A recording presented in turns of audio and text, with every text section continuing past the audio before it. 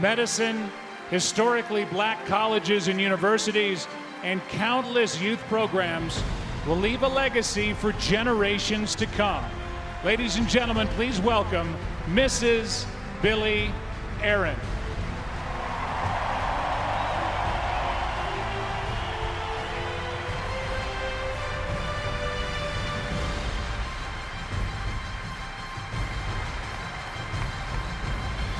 Major League Baseball and the All Star players are presenting Billie Aaron with a jersey signed by all of the American League and National League All Star players, and a painting created during All Star Week by Denver artist Kaylee Bender that portrays Hank Aaron's journey from a 17-year-old in Mobile, Alabama, leaving home to pursue a baseball career, to his crowning achievement 23 years later after hitting his 715th career home run.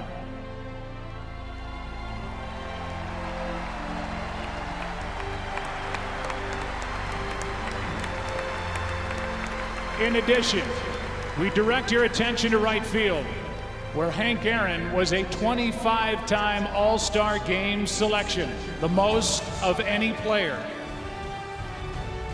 On this night of All-Stars, on this field that will host the return of baseball's Midsummer Classic, we celebrate the life, legacy, and unforgettable impact of number 44, the great Hank Aaron.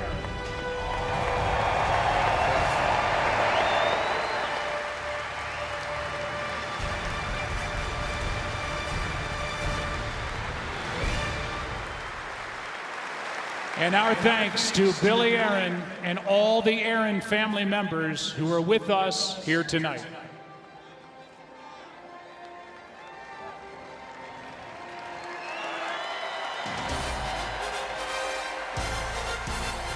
We take a break and continue on from Denver, Colorado, before the 91st MLB All Star Game here on Fox.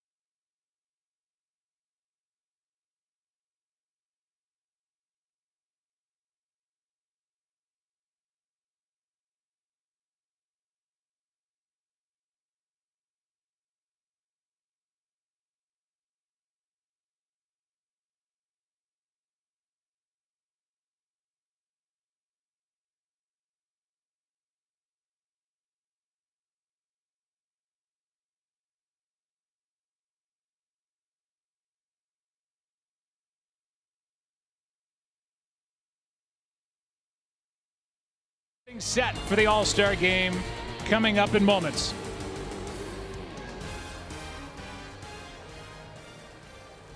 Presenting tonight's colors are the Armed Forces Color Guard from the Military District of Washington and drummers from the 3rd U.S. Infantry Regiment Fife and Drum Corps.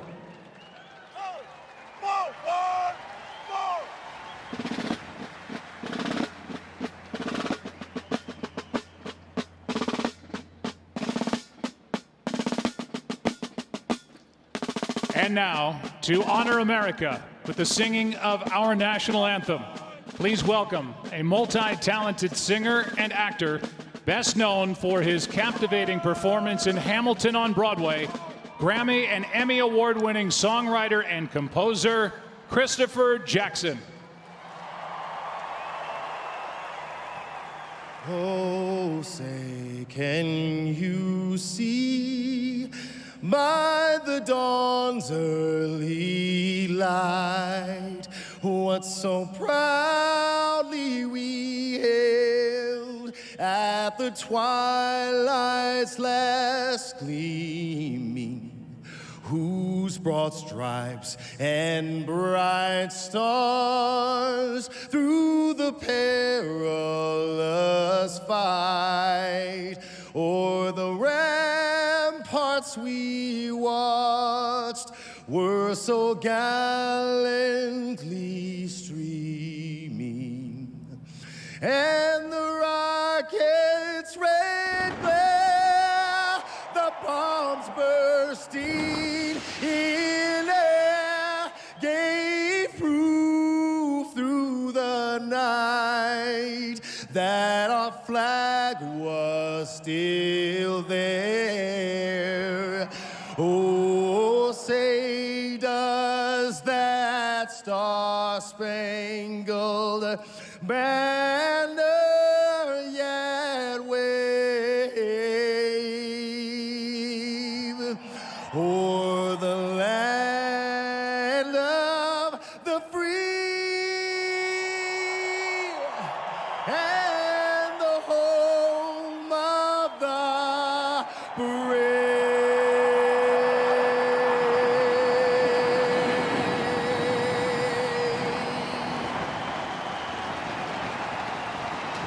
We'll take a break. When we come back, the Hall of Famer John Smoltz and I will set up tonight's game. A lot to talk about. Back to Denver after this.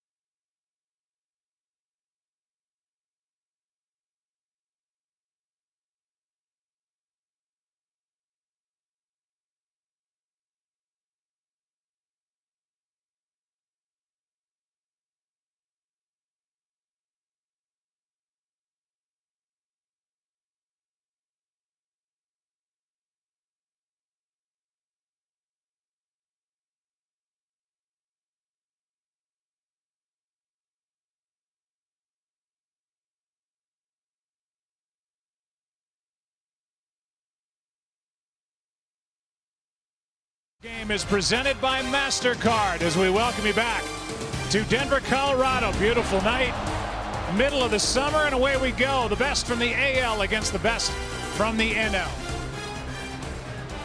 And now, welcome inside the broadcast booth, everybody. My name is Joe Buck. That's a Hall of Famer. His name is John Smoltz. Youth is being served here tonight. There are 42 first-time All-Stars. 8 of them are 24 years old or younger. It's unbelievable how many young stars are here. John, this is our 22nd All-Star game that we've covered at Fox. I can't remember a more anticipated All-Star debut than what we're having here and we're about to see from Shohei Ohtani. Yeah, words can't describe what this young man has done. Look, the comparisons are going to go to Babe Ruth, but what he's doing in our sport is phenomenal. I've run out of words. I mean, the numbers could be year-ending numbers. That's first half. And what he's doing on the mound, he hasn't even embarked on what he's capable of doing on the mound. I know we hit a bunch of more home runs in this generation than Babe Ruth did, but this is a special player. Absolutely, and he may be in a head-to-head race for American League MVP with a guy we're going to show you next, and that's Vladimir Guerrero Jr. What a first half he's put together. So much anticipated when he got called up. Now he's switched positions. He's leaner, and look at the numbers. He's threatening Triple Crown. I faced his dad, wouldn't want to face him. This is an exciting generation of young players who are making impacts right away. All right, now another junior, and over to the other side, and that's the National League and the San Diego Padres, and this stud, Fernando Tatis Jr., who has got power and he's got speed. Okay, I'm officially old. I faced both of their fathers, and what a absolute gene pool that these two young men are in. The power and the speed is unprecedented. And what he can do defensively, flashy, he's the whole package. You must see him when he comes to the plate. You must see him when he's in the field. Game's in good hands. Yep, going to be a lot of fun here tonight. Players have come from near and far for tonight's All-Star game. Welcome to the All-Star game. Whether you're the new kid on the block Or the old guy in the block. Whether you're here to hit, And it is crushed. or here to pitch. Got him swinging. 両方やりに来ました. Whether it's your first time, Or you've been here before. Well, no, it's my first time too. All that matters. Todo lo que importa. All that matters. is that you're here. Stay tuned for a word from Papa John's.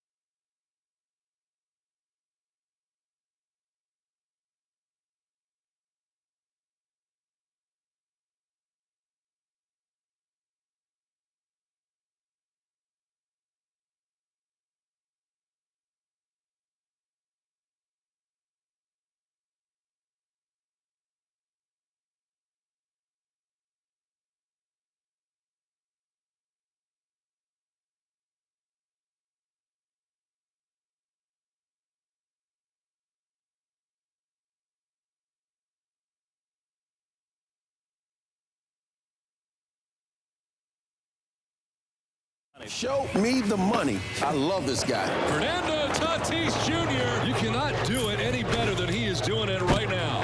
The Red Sox win for the 10th time in their last 11 games. Calculating route to Coors Field. Denver, that way. 1966 miles to Denver. Yo. Don't leave without me. Go, baby. The sun is out. I got the homies by my side. Rolling down the street with my 16 stickers in corners on steady dipping. July sunshine. Time for baseball's midsummer trip to the top. Kyle, do you have any 5? Go fish. East Coast, West Coast, every big city in between. 98 bottles of beer on the way. The game's greats, driven to succeed. Plural noun. Dingers. Is that a noun? Climbing toward Colorado, every road map pointing toward the Rockies. I think we're lost. A mile-high showcase of power and prestige. You know Colorado's a centennial state? Of course I knew that. I was a geography major. Pull in, park, and play. Punch buggy, no punch back. At Major League Baseball's All Star Game. Jesse, can you act like you're actually driving things? Come on, man. This ain't even gonna work. Besides, this thing's out of gas. Come on, guys. Let's go. We got a game to play. It's been said many times. I'm going to say it again. It's not an all-star game till you hear from Coolio.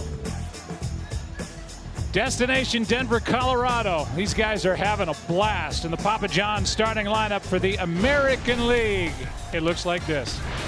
The DH is Shohei Ohtani, then Vladimir Guerrero Jr., Xander Bogaerts. In the middle, Aaron Judge, Rafael Devers, Marcus Semien, Salvador Perez, Teoscar Hernandez, and Cedric Mullins. Let's go down to the field and check in with Kenny Rosenthal. Thanks, Joe. Xander, you'll be wearing a mic for us later as you step to the plate. Last year, there was no All-Star game. Tonight, full house. How much more special is it now that we're back? It is a lot, you know. We obviously went through a tough stretch of these last couple of years, but I know us as players are very appreciative for the full house and having the fans back in our stadium. And I mean, we have the game back where we want it to be and where we're supposed to be. How excited are you to be Shohei Ohtani's teammate? It's fun, you know. We just played him also, you know, and he pitched against us. He hit a homer against us, so he pretty much did everything in that series that we had. And obviously, he's a big part of this All-Star game coming up this year. Xander, thanks very much. Have a great night. Now over to Tom Verducci with a player who is near and dear to Rockies fans. Nolan Arenado. For 8 years, this was home. You thought you'd be a Rocky for life. 2 weeks ago, you came back as a St. Louis Cardinal. Tonight, you come back as a National League All-Star. What would you like these fans to know about what this moment means to you? Well, it's a great moment, but Colorado deserves this. They deserve a lot of excitement, and I'm just proud to play in Denver. I love every one of you, and I appreciate all your support, but it's a great day, and let's have some fun. You've had a lot of great moments in this ballpark. Go have another, Nolan. I appreciate it. Thank you.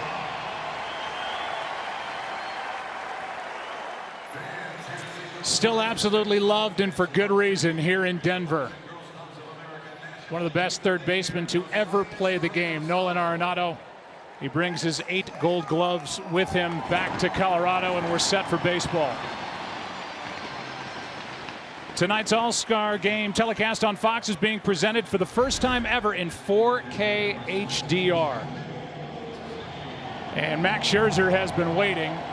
And if you know Max Scherzer at all, he's about as intense a guy as there is. He's about to deal with Shohei Ohtani, who he hasn't faced, and he's really excited to face him. We talked to him before tonight's game, but you know he is just raring to go. Well, he's raring to go, and he watched the home run derby, so look for him to pitch outside to Ohtani.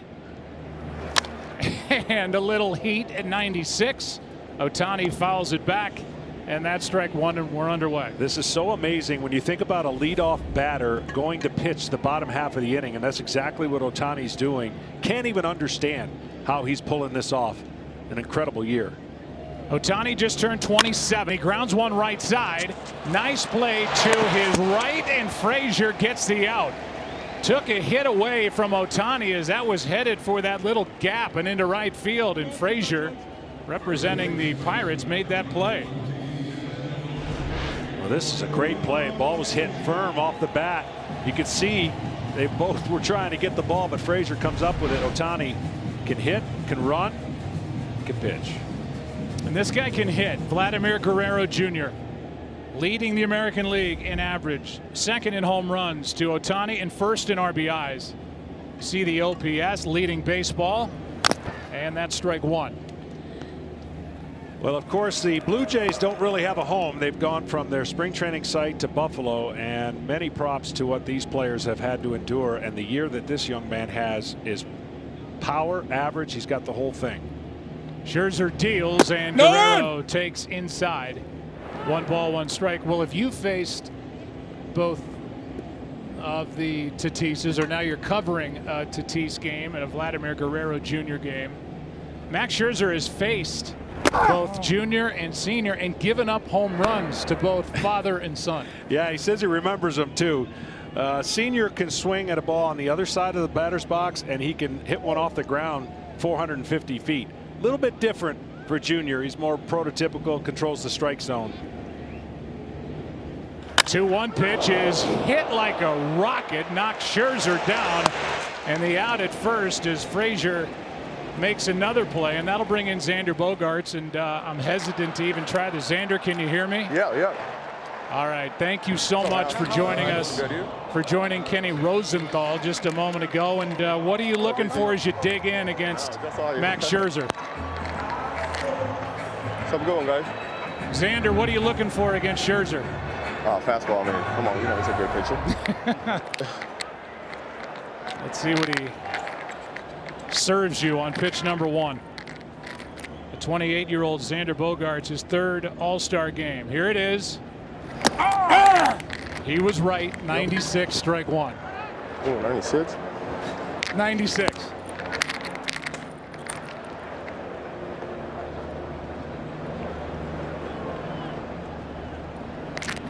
No! Good take. 1 ball, 1 strike.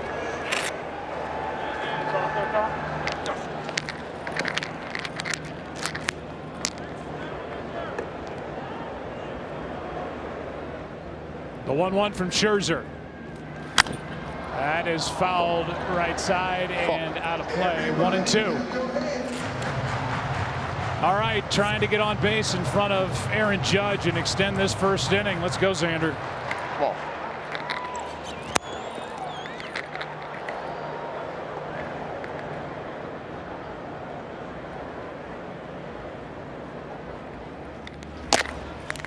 Breaking ball stays up.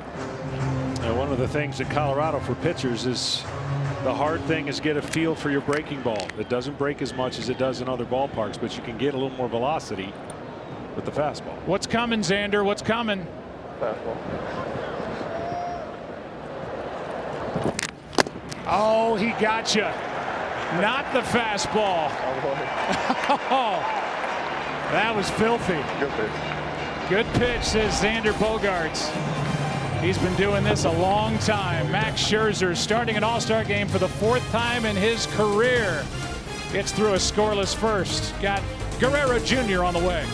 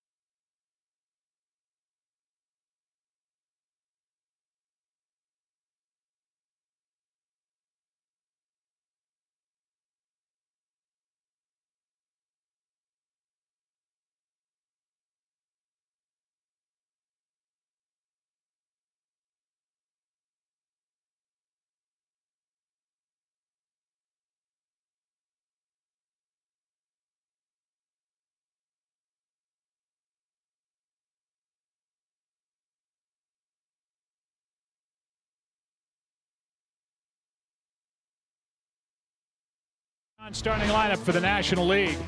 They stack up like this: Fernando Tatis Jr., then Max Muncy, Nolan Arenado. In the middle, Freddie Freeman, Nick Castellanos, and Jesse Winker. JT Realmuto, Ryan Reynolds, Adam Frazier. Made a nice play to Rob Ohtani in the top half of the inning, and hey, here's Shohei Ohtani. Well, I can't even describe what this young man has done on the air. He hasn't even come close to maximizing his ability to pitch yet. You see 13 starts, less than 30 in his career. He's got a fastball, slider, split. He'll attack you. He's obviously athletic, and this has got to be some moment for him.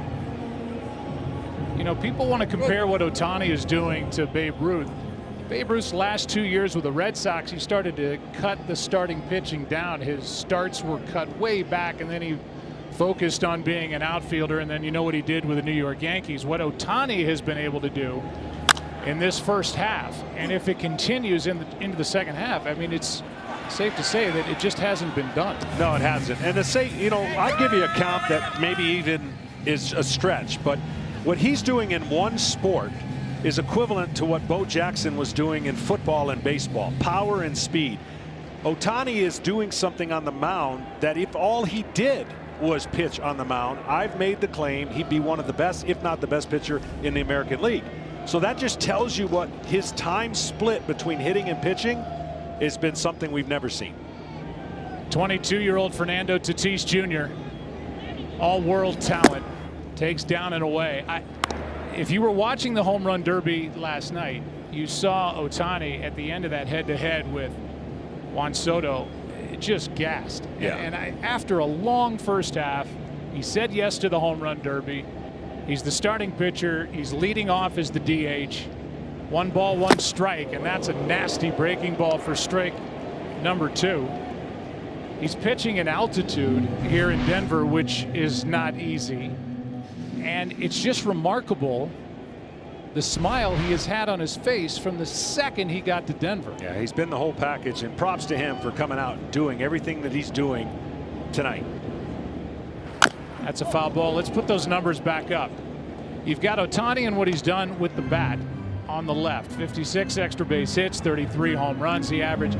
On the right, that's what the opponents have done against him when they've been in the batter's box facing this right-hander. And I'm telling you, most major league pitchers who pitched a long time will tell you anything north of 90 starts is when you figure out your craft as a pitcher.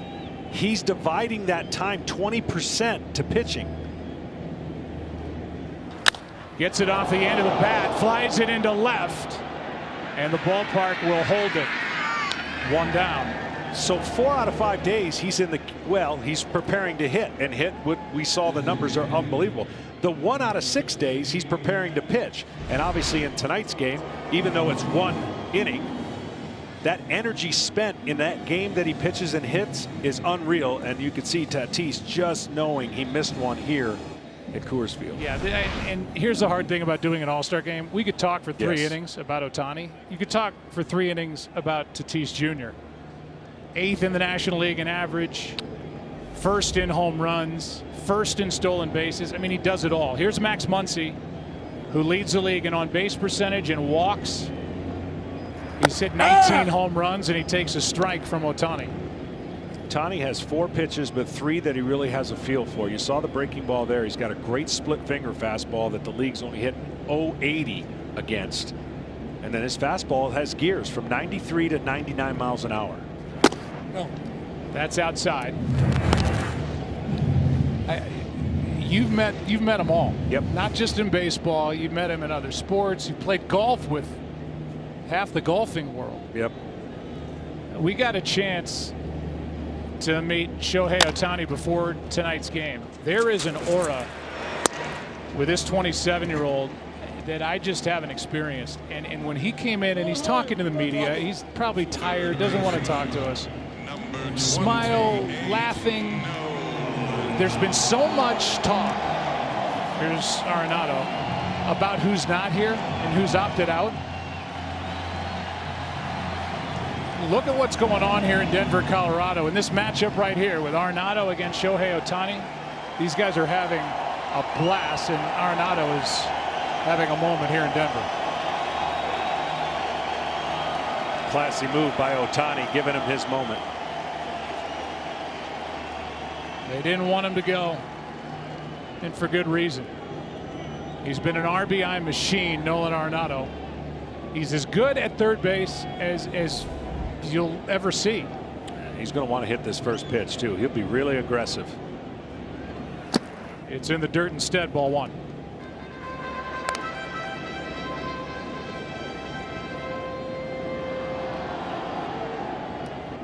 Five times an All-Star for the Colorado Rockies. Most RBIs in baseball since 2015. Just eats, sleeps, drinks baseball. Everything you want for a player on a long-term deal. Absolutely. He's one of those guys, when you describe Joe, he loves the game. It's not an act. It's not that he's playing football on a baseball field. He's going all out on every play. He's got those happy feet at the plate, loves to hit. Love to hit here, and why wouldn't you?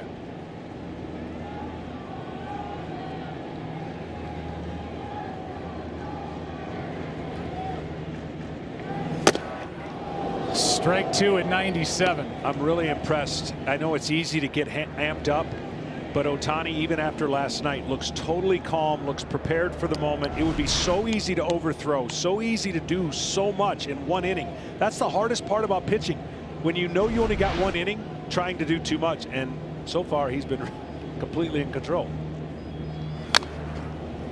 Still 1-2. In fact, when we talked to Ohtani, he told us he's just going to quote unquote let it eat. Yeah, but he's letting it eat in a controlled fashion. You know, it looks like he's in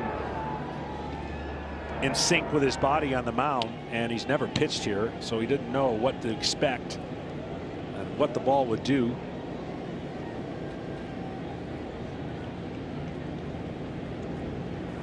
No. I know this. He'll sleep well on the flight out of Denver. Yeah, yes, he will. He's such a credit to his parents. Toru is his father. Played amateur baseball in the Industrial League. His mother, Kayoko, a badminton player. They have done some job, not just genetically with these athletic genes, but with the kind of young man he is, able to handle all this. Do it with a smile and be sensational. Has a 1-2-3 first inning. Shohei Ohtani gets through the first. Big Aaron Judge coming up to lead it off in the second for the AL. No score.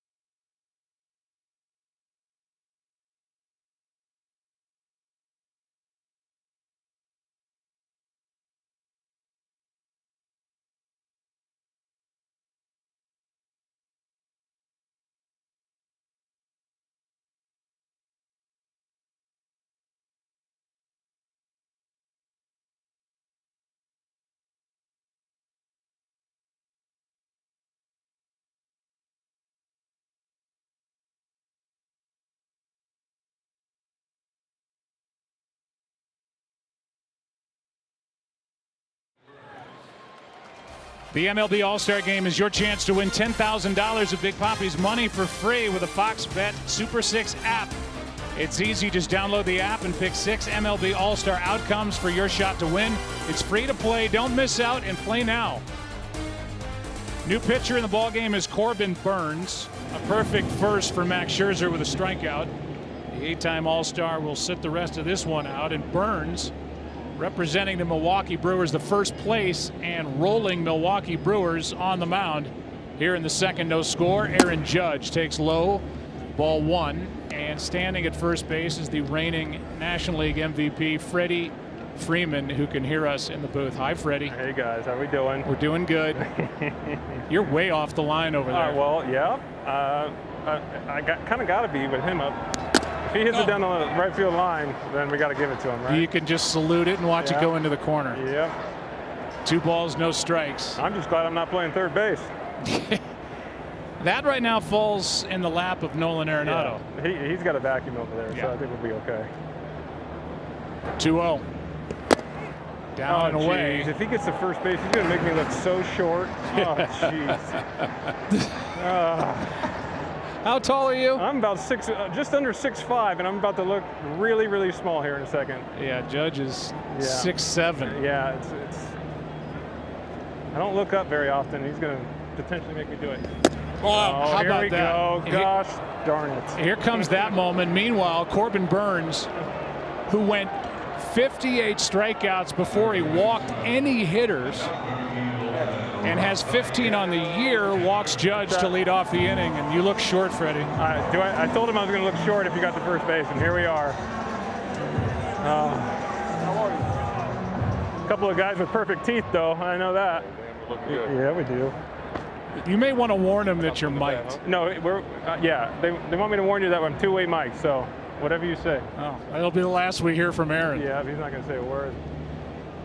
Rafael Devers grounds one over the head of Freeman and right down the line. That's a fair ball. Judge will dig for third. They will hold him there on a double that bounces over Freeman for Devers. And if you want to add that into the regular season stats, that's 26 doubles already for Rafael Devers, who is just an extra base hit machine. Well, he hits a high ground ball that bounces way over Freddie's head and just on the line, inside the line for a double. And the American League has got some action going here against Corbin Burnes. Corbin Burnes is throwing 96 to 98 with everything cutting. Good breaking ball, good slider off the plate. 4-4 on the year is Burnes, 2.36 ERA. He has really blossomed. And now in trouble. Second and third, nobody out, and deals a strike to Marcus Semien, who's the only player in baseball this season with 20+ homers, 20+ doubles, 10+ steals. And he's done that while changing positions. Former shortstop, now at second base. Good pitch here, strike 2. That's where he wants to live. Now the challenge here in Colorado with that hard cutter that he has, you got to imagine it's not going to cut as much here at the level that you're at as it would be back home for him in Milwaukee or somewhere else on the road. 0-2 pitch is grounded to third, to the plate. Judge, bare hand, and a base hit. Arenado did all he could. In to score is Judge in the American League, on top 1-0 here in the second. Well, that was a great read by Aaron Judge at third. As soon as the ball's hit, he goes. I mean, that's just a great read. And the one thing about the All-Star Game in baseball, it really truly is played as close to a regular season game, with the anticipation of each player playing the game they would if it was a regular season game. And that's a perfect example there of Aaron Judge. A walk, a double, an infield single for Semien, who has put the American League on top. Here's Salvador Perez, who takes a strike. Salvador is about as rock solid as they come. He's a 7-time All-Star. He's played in all 89 games so far for the Royals, and he is putting together a career year with a bat. He sure is. I mean, the power numbers especially, and his ability to, much like Yadier Molina, he wants to catch every single game possible and he's the backbone of the Kansas City Royals organization. 5-time Gold Glove Award winner. Waits for the 0-2. Breaking ball stays inside. Freddie's still mic'd over there. You haven't ripped that thing out of your ear now that you're down by one? No, it's okay. It's fun. I like listening to you guys talk. If you want to tweet about how we're biased against anybody, go ahead. Here's a foul out of play off to the right. Well, you guys don't like anybody's favorite teams, right? That's right. Yeah. Somehow we've been able to just strike everybody off the list. Hey, I heard your son Charlie got to meet Tatis Jr. Yeah, I think I'm Dad of the Year. That's what I'm going to name myself. That's all he wanted. And Fernando, what an incredible person. So good with kids. Incredible baseball player and an even better person. So made my son very, very happy. I think it might be, when you start remembering things around 5 years old. So I think this might be Charlie's first memory, that you remember. So I'm grateful for Fernando. Oh, we're looking at it right now. Yeah. It's from your Instagram, right? Yeah, it's special. It really was. He was so, just so over the moon. This is what it's all about for me now.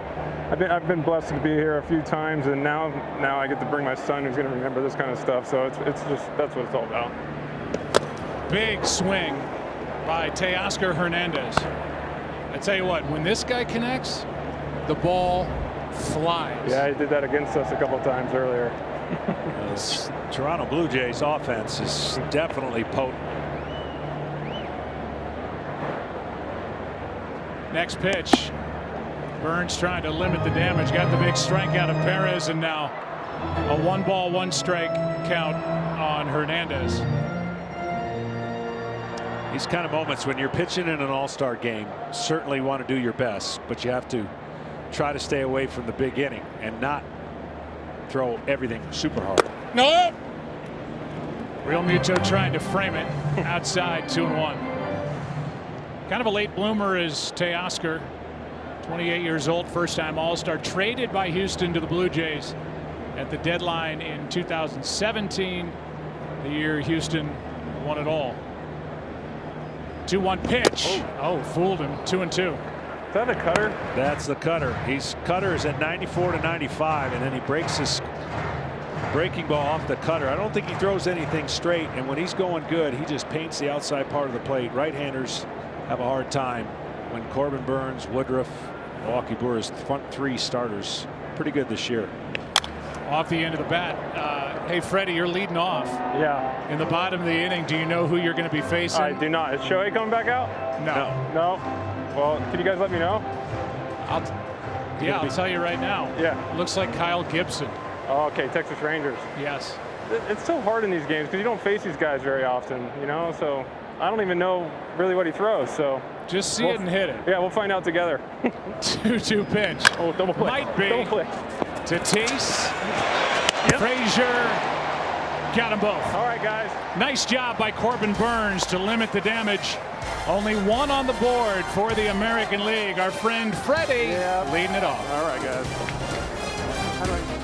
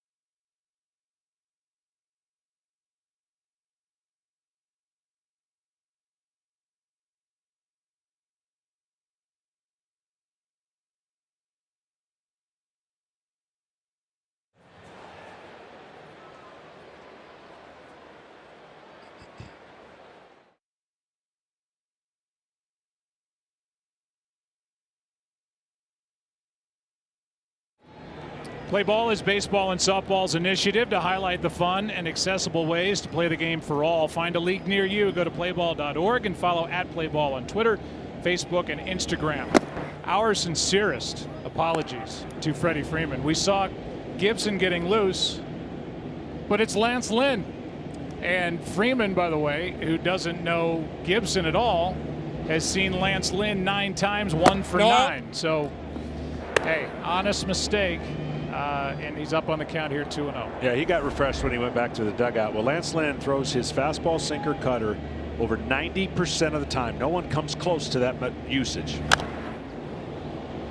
He basically is going to come right after the hitter. You saw his numbers, an under 2 ERA, and the White Sox having a fantastic year, mainly because this man has been a bulldog on the mound, and he just comes right after you, and he makes his pitches and feels like he's going to get contact outs rather than always trying to strike you out. Yeah, 9-3 with an ERA under 2. That is a rocket, but right at Vladimir Guerrero Jr. He wins that race. And the National League still looking for their first base runner. So it's Lynn, and let's talk about the Chicago White Sox. What a job Tony La Russa has done. They've had a lot of injuries. They're starting to get some players back, but they lead in the AL Central by 8 games over Cleveland. Yeah, they were building this organization with some young dynamic position players. You mentioned those injuries, but he really have pieced it together. While those guys are mending and trying to get back, they have a healthy lead in the Central, and nothing shows that they're going to slow down. You see there 8 games over Cleveland. They've got a good combination of bullpen pitching and hitting. Here is Nick Castellanos, one of 2 Reds. Back-to-back in the lineup for the National League. Takes a strike. What a year he's having. Leading the league in hitting. Leading the league in doubles. Leading the league in extra base hits. He's hit 18 home runs. And the Reds are only 4 games out. 0-2 the count. This guy's a hitting machine. You know, in Detroit, the power numbers didn't come in because he was more of a gap-to-gap hitter because the park was so big. I think that served him well when he got to Chicago. Of course, the Cubs, he was on fire, and now in the home park that he plays, a hitter's paradise, and you're seeing those numbers and power numbers come up. One of the 42 first-time All-Stars gets under it and skies it a mile high, literally on the infield for Guerrero Jr. 2 out. If we go back to the break last year and then fast forward to the division winners, well, you see where they ended up. And now in 2021, all of them are different. The division winners last year, the division leaders this year, and you see the changeover. And who would have thought when the first pitches were thrown on April 1st that the best record in baseball would belong to the San Francisco Giants? I think the only people that thought that were the San Francisco Giants, and maybe some of them might have been hesitant to proclaim that. It's really been an unbelievable year to think that they are leading all of baseball in wins and really showing no signs of slowing down. It's going to be an excellent second half in the West. Well, Brandon Crawford, who we will see at some point, is having a career year. Buster Posey slowed down with injury, but he's putting together a career year with a bat, which is saying a lot. 0-1 the count on Winker, and now 1 ball, 1 strike on Jesse, who is hitting .343 against right-handed pitching this season. And if you want to pick one guy who may be having the best time of all the All-Stars here in Denver, the 27-year-old first-time All-Star Jesse Winker. 2-1. Became the first Reds player with multiple 3-homer games in a single season when he accomplished that on June the 6th.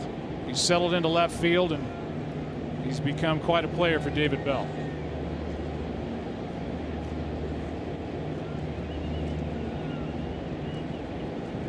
Two 2-1 from Lynn. 2-2. Winker trying to keep this second inning alive for Real Muto.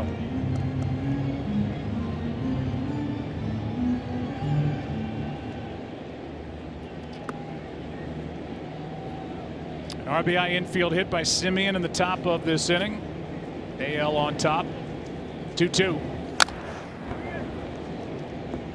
The American League has won 7 straight All-Star games and 10 of the last 11. 25-6-1 over the last 32 Midsummer Classics.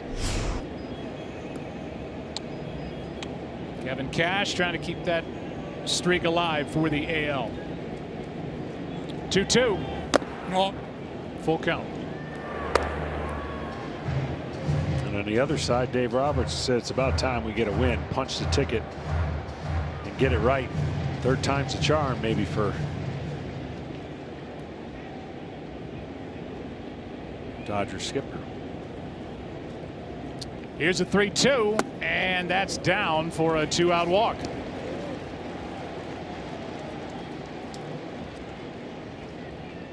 So Lynn will have to deal with Real Muto as we look at the All-Star Game breakdown, and it's really been a game of streaks.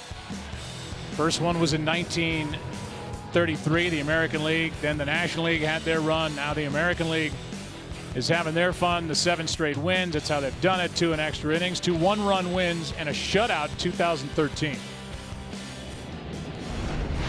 Real Muto locked in with the Philadelphia Phillies, and he does it all for Philadelphia. A tremendous catcher, but they're the offensive numbers. Third-time All-Star. Yeah, very athletic catcher, can run a little bit. He's got power, and certainly the Phillies locked him up. Best at his position. Voted in by the players. Was converted from a shortstop to catcher in the Marlins organization. Phillies are glad they did that. Here's a 1-1. Strike 2.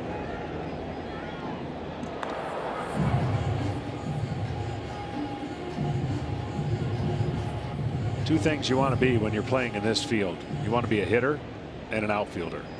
Because if you can imagine how huge this field is, you could cover a lot of ground and take away a lot of doubles and triples in the outfield if you've got some speed and can play your position. 1-2. Fought off. I always felt there would be a 400 hitter in this ballpark from this team before there'd be a home. Like, you just assume there'd be more home runs because the ball travels an extra however many feet, but the field is so big that if an average guy, a guy who hits for average, could certainly benefit playing here in Coors Field. 1-2 pitch is swung on and missed, and a scoreless frame put up by Lance Lynn. John, you having fun? Sure am. These guys are. Okay, we'll see what's about to happen next, okay, we'll see what's about to happen. Hey, we'll see what's about to happen.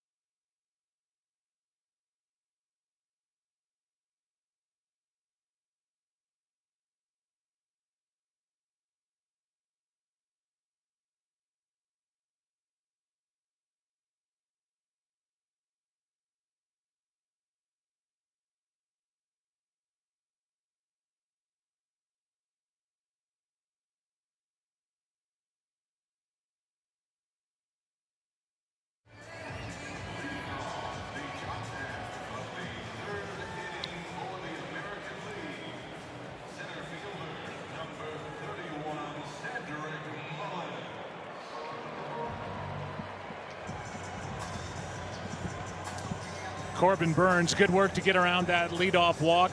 Double, infield single, got the double play ball after the strikeout. Only one run put on the board by the AL in the second. And here's Cedric Mullins, who is a terrific player on a rebuilding Orioles team. He's got speed. He's #1 in the American League in hits with 106. He's hitting .314. He's got pop. He's got 16 home runs. He's got 16 steals, second in the league. And when he leads off an inning this season, hitting .360. 1 ball, 1 strike from Corbin Burns. Yeah, it is a great story for him to be here in the All-Star game, and certainly, as you mentioned, Baltimore trying to get back to the level of competition they hope to in the next couple years. He's a big part of it. 1-1 pitch. Grounded foul. Fernando Tatis Jr. is wearing a mic and an earpiece out there at short. How you doing, Fernando? What up, boys? Chilling over here. Yeah, you having any fun? You've been smiling ever since. You have to. You have to. When you're living the dream, you have to, Robert. 1 ball, 2 strikes. Hey! You know, if he hits it to you, you're going to have to hurry it over to first base. Yeah, I know that. I know that. It's a great player. How would you compare your arm to your dad's arm? Who had a better arm in their prime? He has like a 10. I have like a 9. Almost getting to a 10. Let's see when I turn 26. I get some man strength. Here's a 1-2 and a strikeout with Ohtani coming up. Shohei Ohtani. I've never seen anything like this in my life. He's a unicorn. He's a superhero. Absolutely electric. He got him. Ohtani Shohei. Shohei the bunny.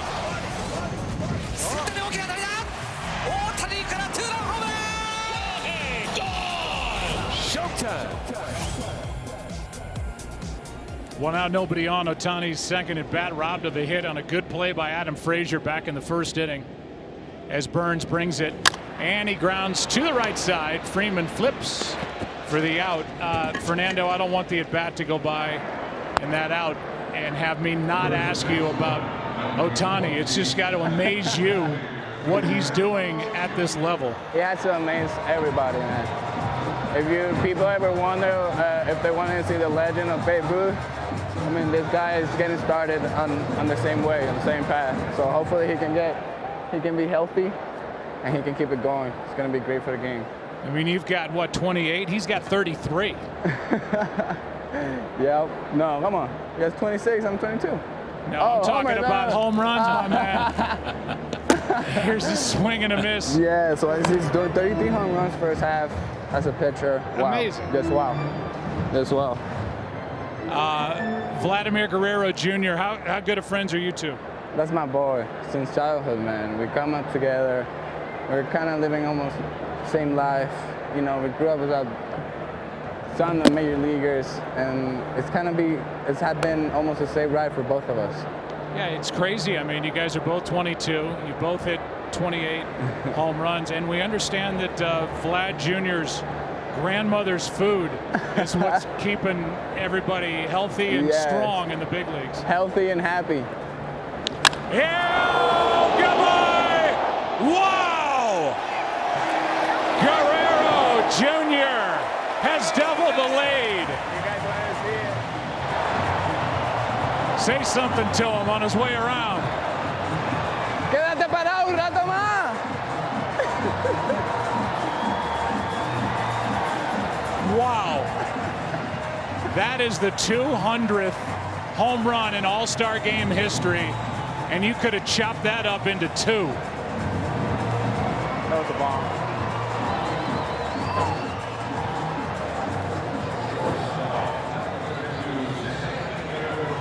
That went over your head rather fast, Fernando. That was so quick. You should admire a little bit more. It's the All-Star Game, boy. Have fun. 468 feet. Wow. And a swing and a miss by Bogaerts.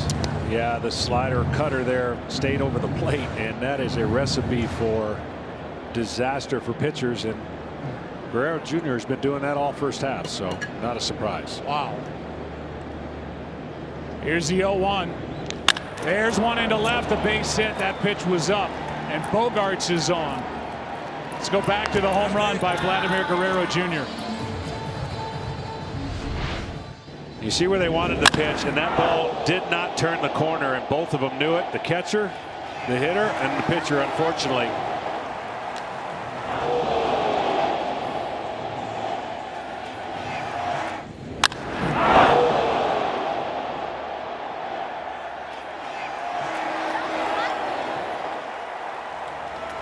You know, they got a stat now, right, Joe, that determines if a ball is going to leave every ballpark. Yeah. And it would have left every ballpark. Yeah, I think so. Here's a pitch down to Aaron Judge. All right, Fernando, you're due up third in the bottom of the inning. You know what you got to do. Yep. Got to slug. Judge, who walked and scored his first time. Good pitch there. Don't fall, big man. This is just a perfect swing. Bat stays in the zone the whole time. Extension. I mean, there's no better feeling for the hitter, but there's no worse feeling for the pitcher, as we saw both.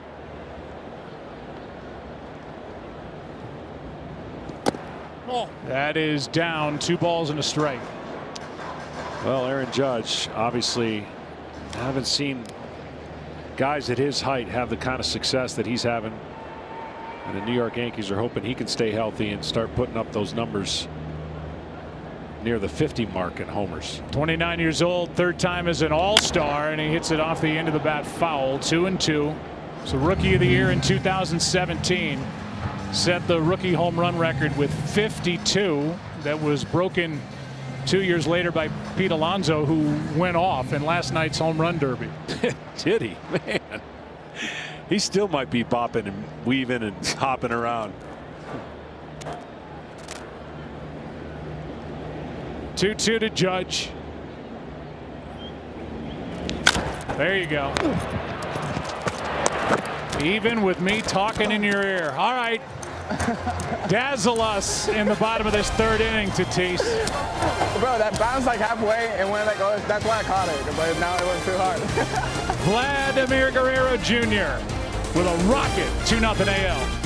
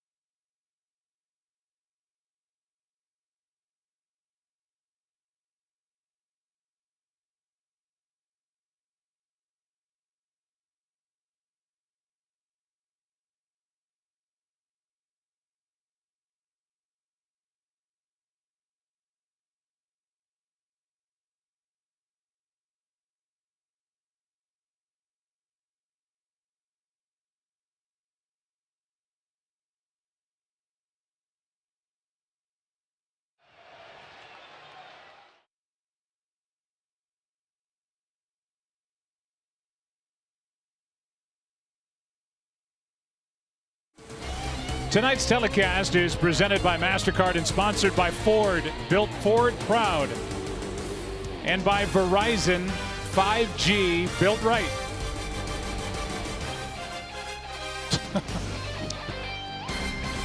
You ought to get in the old, that reminds me of Letterman, like the Velcro suit. You got to try that out. Leading it off is Brian Reynolds. Well, Kyle Gibson is going to throw the kitchen sink at you. He's got 5 different pitches, never really throws many over against left-handers, nothing over 22%. So you have to be ready for every kind of pitch in every different area. Contact pitcher who's trying to change speeds and get the hitter to get the ball off the barrel of the bat. Had Reynolds out in front of that, and the count 0-2. Well, for Gibson, the question could be, where does he end the year? Yeah, there's going to be several players who are in this All-Star game that will not finish their tenure with that team, and there'll be a few Cubs, I'm sure, on that list as well. Here's a 0-2 pitch. Here's one ripped into right, back at the wall. It is caught by Judge. Brian Reynolds almost had a moment to remember for the rest of his life, and the ball died at the wall, and Aaron Judge was there. I'm not sure if I saw this right. As Judge was going back, I thought the wall moved to give him room so he could catch this ball. But Aaron Judge can go up and over any wall. Not this one here at Coors Field. But I don't think he gets enough credit for his defense because we talk so much about his offense. My guy who is 6'7", so athletic, can play center. Went a long way to get that one. Number 9 hitter is Adam Frazier, who is number 2 in the National League in average, but he is number 1 in hits, leading baseball with 115. Fernando Tatis Jr. in the on-deck circle. I see you creeping out there trying to get a look at Gibson. Exactly right. 2-0 the count. There's one into right, a base hit for Frazier. Doesn't matter the venue or what's on the line. Frazier just hits in 2021. Sure does. Short, compact swing. Loves the ball middle in, and he is a hit machine. And we got a few of these guys in the All-Star game who may not be known for their power, but can certainly get some base hits.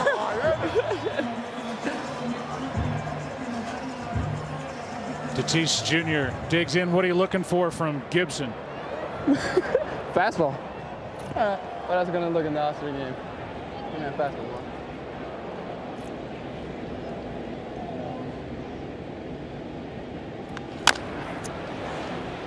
You wanted that. First pitch swinging and foul. Good pitch. Jesus.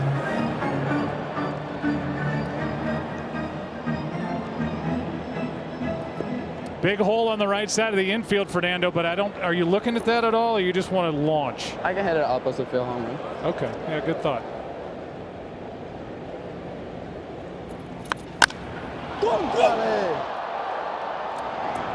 Into right center field, Mullins to his left, 2 down. Yo, man. I think you missed a couple pitches in this game. Malo, qué malo soy, Dios mío. Jesus. I know enough Spanish to know what malo means. You'd like to have that pitch back, wouldn't you? Fernando? Yes. Jesus. Should have hit that out. He said I should have hit that out. Hey, buddy, thank you for the time. Thanks for doing this. Twice. What's going on? That's a good sign for the second half, boys. There you go. Hey, Fernando, thanks for doing that. Anytime, guys. Yeah, we appreciate it. One of the bright stars of the game, obviously, and a smile just pasted on his face. As Muncy stands in, took a ball outside from Gibson.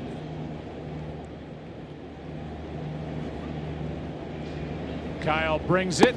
No. Ball 2. Muncy can hit in any ballpark. He does not expand the zone, but he would do so much damage here at Coors Field because the ball would not move as much, and he would have that nitro zone, kind of middle third that he likes. If he gets a pitch on the inner half, he could tie the game up really easy. He does not chase. Ooh, wow. He was thinking about a 2-2 game. Instead, it's strike one. This is the lane he can do damage in right here. That ball comes right into that inner third, but just gets and beats him to the barrel of the bat. He doesn't swing up hardly ever, and he won't expand the zone away. He's really looking at that cutting the plate in thirds and controlling the strike zone, which he's done all year. 2-1 pitch. Little pop up on the infield and gloved for the out by Devers. Scoreless frame put up by Gibson. 2-0 AL after 3.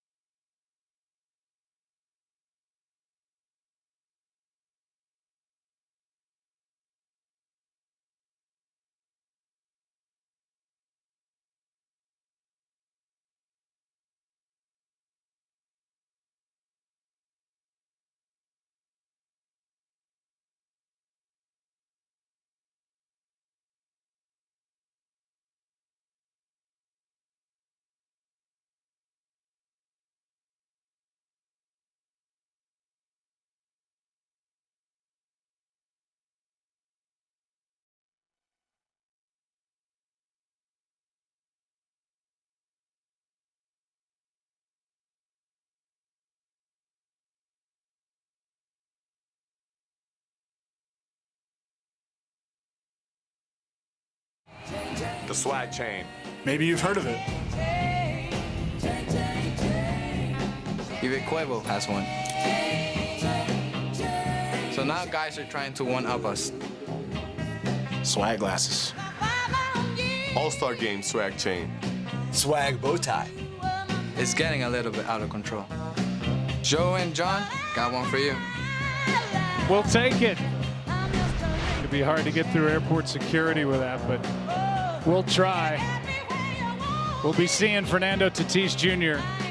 for years to come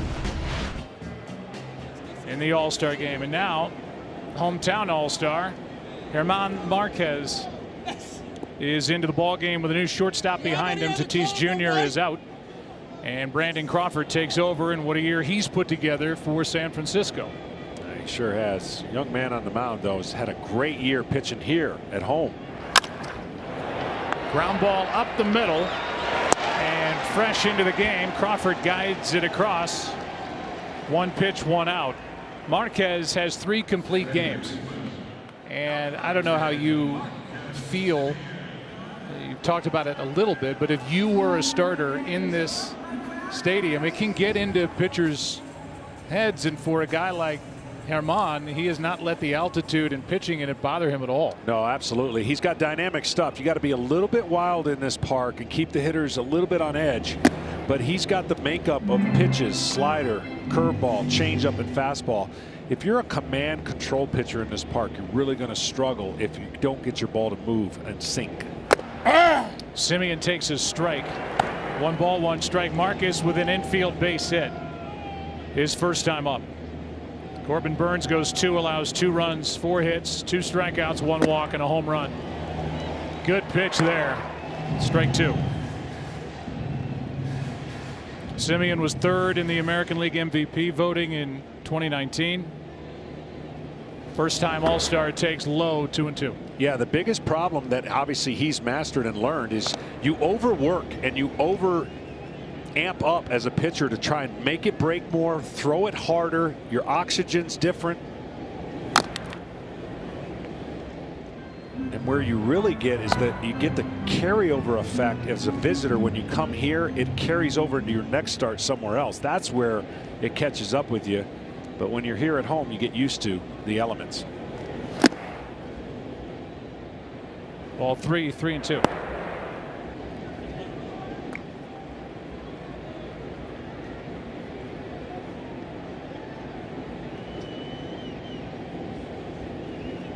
Three-two pitch is grounded left side. Arenado gloves, throws, 2 down.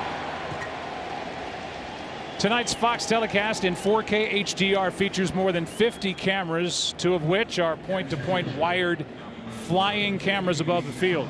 20 in-ground microphones and mics in all 3 bases, a graphical home run tracker, 2 cinema Megalodon cameras, and 2 ultra slow motion cameras. It's robust, cutting-edge technology all the way around by our outstanding Fox Sports crew tonight here in Denver. I'm actually controlling the one in the outfield, Joe. So if there's anything you want to see, let me know. I got a little contraption here. I've got family here. I've got, swing it over there to sweet over there to our right. Perez digs in and whoa, hello. And Sal fakes like he's going to run out there at Marquez. That one just got away, but got the attention of the Kansas City catcher, who's happy to smile about it. It's actually a really perfect day for a baseball game. It's not hot. The little rain kind of came through and cooled it off.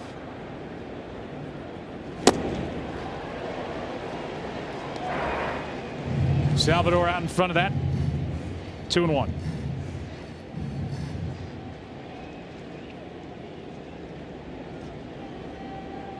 The next 2-2.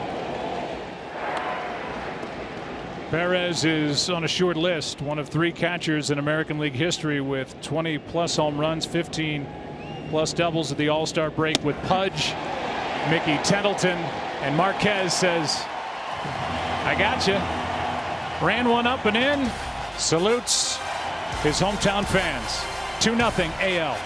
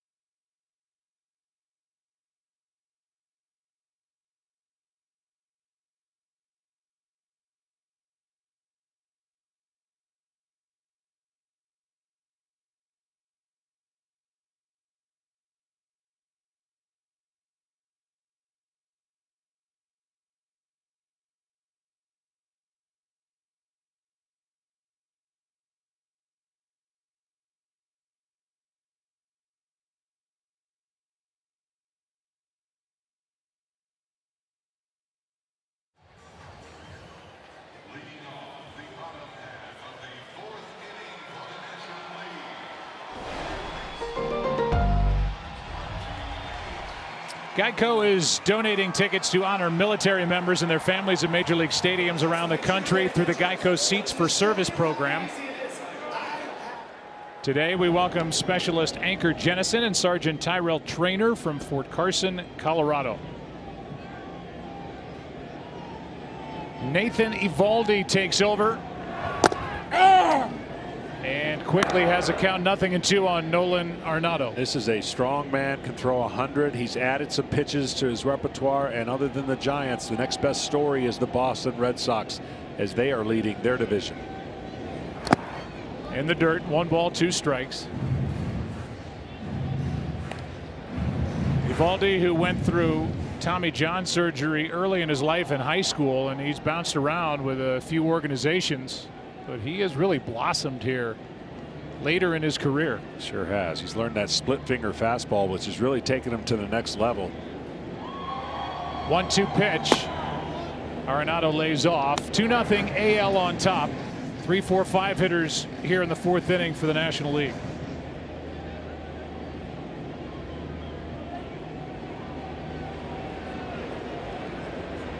He knows that batter's box. And he grounds one off Eovaldi's glove. And the easy out at second from Semien. It'll be scored 1-4-3, 1 out, and now a quick word from Google.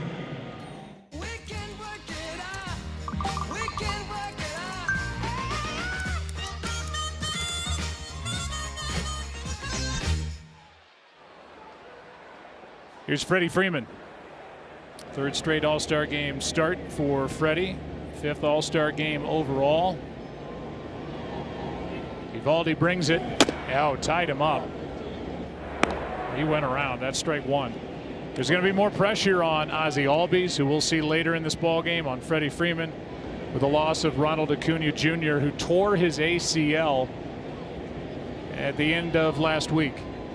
Just heartbreaking. Strike 2 on Freeman. Yeah, there's that nasty splitter. Exactly, Joe. And I think Freddie Freeman, who had a rough start to his season, heated up big time, and the timing might be great for the Braves. If anyone could carry a club, it's Freddie Freeman. And Albies will have to be extra special to make up for Acuna. Freeman up to get it, but hits it foul down the left field line. Braves come into the break 4 games back behind the Mets. Philly in second at 3.5 back. The Nationals 6 back. Miami 9 back.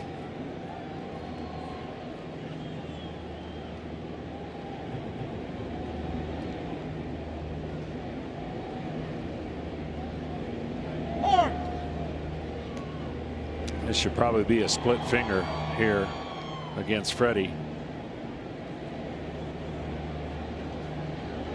0-2. Grounded right side. That's a base hit.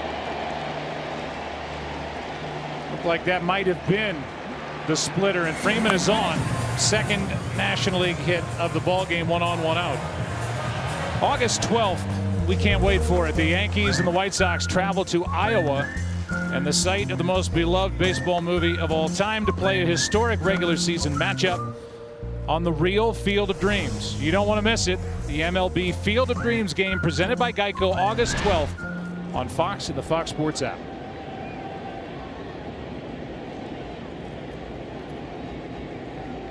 Yankees trying to climb back in it in the AL East. White Sox leading their division. This should be 2. And is off the bat of Castellanos and turned up the middle by Bogarts.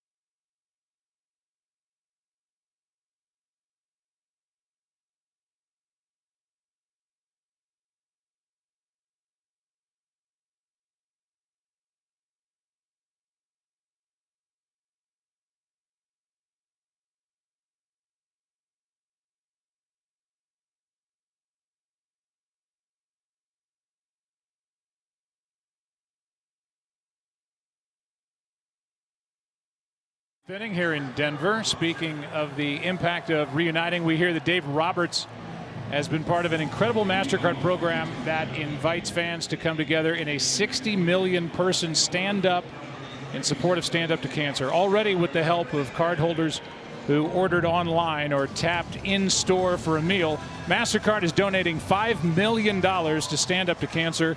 But it doesn't stop there. Dave, can you talk a little bit more about how fans can still take a stand and what it means to you personally? I'm telling you, as a cancer survivor, it means the world to me to, oh boy, that ball's got to get down, Joe. It's into right and off the wall, off the bat of Hernandez, trying to stretch it, and he's got a leadoff double. Teoscar Hernandez. Okay, now we're going to go back to talking about MasterCard and Stand Up to Cancer. So I am a former cancer survivor, and MasterCard's program is providing fans various ways to take a stand, from participating in the priceless experience that I've been a part of that drive the Stand Up to Cancer research contributions. Also in tonight's game with the placard moment that we have, there's a digital Stand Up to Cancer filter with Snapchat that creates and spreads awareness. So it's just great, guys, where the fans, the players, everyone can come together for a greater good. And everyone we know or has been a part and knows something and has a story with cancer. So for me to partner with MasterCard and Stand Up to Cancer, it's just, for me, it's a perfect, perfect marriage. Dave, thank you. Appreciate you, Joe. Yeah, and we'll continue on here in this fifth inning talking to both managers as Cedric Mullins takes a ball outside, 1 ball, 1 strike. Trevor Rogers is the new pitcher, the big left-hander who allowed the leadoff double by Hernandez. Teoscar now 1 for 2 in the ball game, and there are the numbers. 5th in the National League with an ERA of 2.31. He deals, and that's hammered foul. That's strike 2. We'll give you the other changes defensively. Manny Machado has taken over at third base, and Juan Soto is in the ball game in right. 1-2 the count. Mullins struck out his first time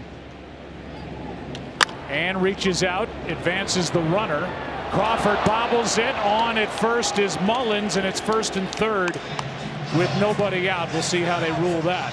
He had no chance to throw him out. This youngster can fly, and he got out of the box right away.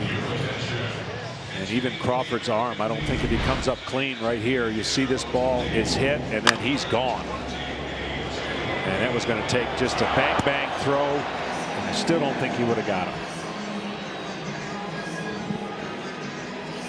So Kevin Cash is managing on the American League side, and it's J.D. Martinez batting here for Ohtani. And it's 1st and 3rd with nobody out. And Kevin, you having any fun down there? Just a little bit. It's not too bad when you get the pinch hit Ohtani for Martinez.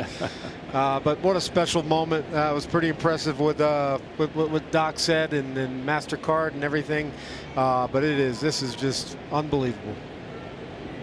0-1 the count, 1st and 3rd, nobody out. That's fouled back by Martinez. JD with big offensive numbers, as we've come to expect. Had a down year last year, but really since leaving the Astros organization, his career has taken off. He reworked his swing. One of the most feared power hitters in the game still. Yeah, a lot of guys got out of their comfort zone last year, and JD was one of them, and he showed everybody he's comfortable again. 0-2 pitch now, and that is a check swing, and he went. And a big strikeout here for Rogers.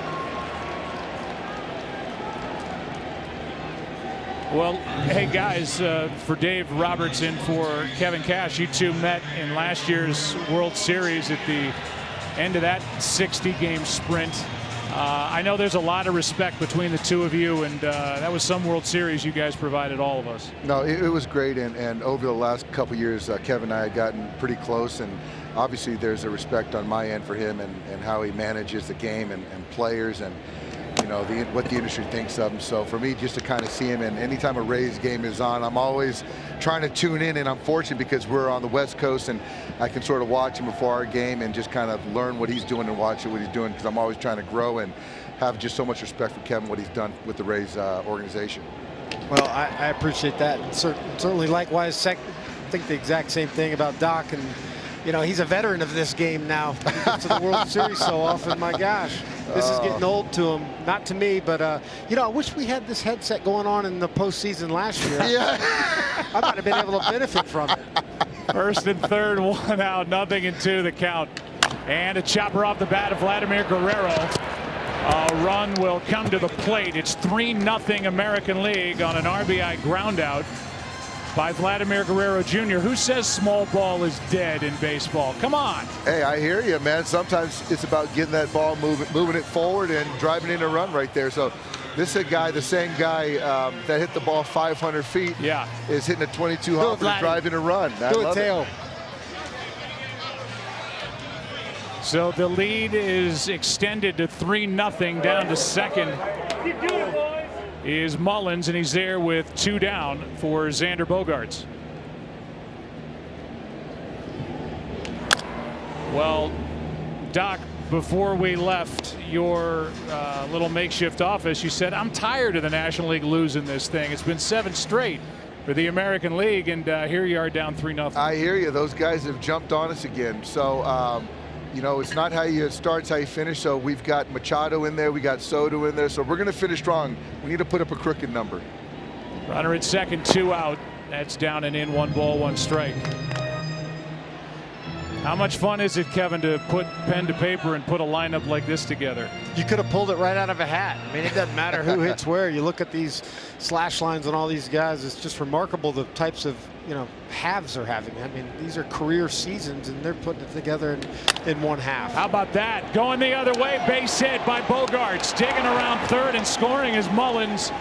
And it's 2 runs here in the 5th inning and a 4-0 American League lead. Yeah, we got our work cut out for us. Kevin's they jump started us. They jumped us. So we got some work to do. Here it is, and well, we just saw an RBI ground out. Now we saw a guy in Xander Bogaerts go the other way for an RBI base hit. Yeah, he took a changeup that stayed up, and those things happen here at Coors Field. That's why the hitters have an advantage on mistake pitches, and they take advantage of it usually with this big field. Batter now is Aaron Judge. Guys, well, thank you for your time. Thanks for all the access you gave us last October. And Kevin, please give your mom my best. Don't. I don't want her mad at me. I don't like bad karma out there. You got it. Thank you guys for everything that y'all did to make the postseason special for all these fans. All right, buddy. No doubt. Thanks a lot, fellas. Let's do it again next year. Yeah, that would be good for both of the two of you. That's great. All right. All right. Kevin Cash, Dave Roberts, managing here in this All-Star game, and I mean just tireless with what they do every day at the ballpark. And by the time we show up and bother them every day before a postseason game, they just couldn't be nicer or more forthcoming with information, and we're very appreciative. 1-2 the count on Judge, who was walked and scored and grounded out. 2 runs home, a runner at first, 2 out, and he got under that. Shallow right center field. Soto is there, and that ends the inning. But the AL has doubled its lead halfway through it. 4-0 American League here in Denver.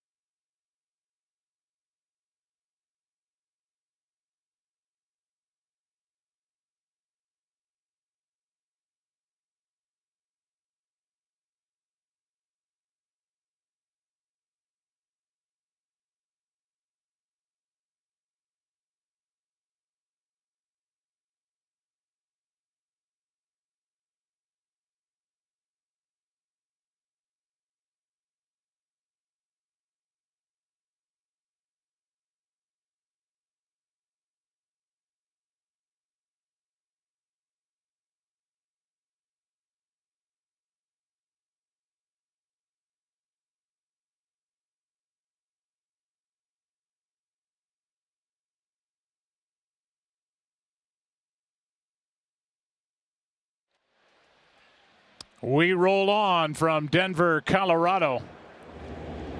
As the first pitch from the new pitcher for the American League, Gregory Soto, dips low. A number of changes. We'll go through that. Jesse Winker is first up. Initially, they said the ball hit by Mullins was a base hit. They changed it to an error to unearned run scoring in the top of the inning for the American League. Earned or unearned, it's 4-0 and 1 out here in the bottom of the fifth as Winker grounds out 0 for 1 in the ball game. Yeah, kind scoring for the pitcher, but going to be a tough play. Soto throws basically 2 pitches, fastball and slider. Fastball is about 97 and above, so he's going to come right after you. And nice glove. It's the Tin Man from Wizard of Oz. Sparkling in this mile-high altitude as Real Muto stands in and takes down 1 ball 1 strike. Yeah, I'd be interested. I understand you can use a lot of different things here. I'm not so sure you'd be able to use that glove in a regular season. No, I don't think so. New catcher is Zunino. Fly ball into right center field. Back at the wall. It is gone. JT Real Muto has put the National League on the board with a 1-out home run here in the fifth.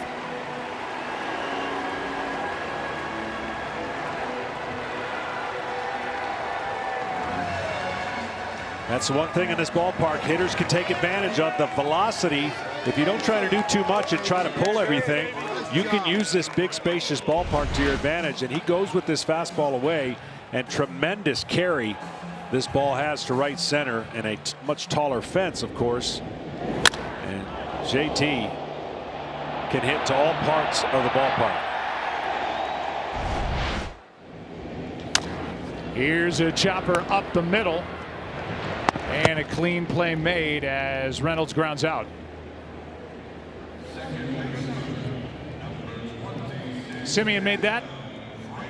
Got that true hop, and Reynolds now 0 for 2. And that'll bring in Adam Frazier, who's singled. One of just 3 National League hits so far.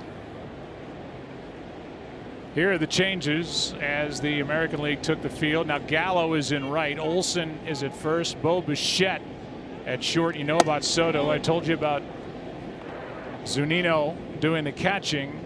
And at third base, it's Jose Ramirez. If you're wondering why a guy's hitting .330 in the league today, it's because he has no wasted movement. He's not trying to crush the ball. Short, compact swing.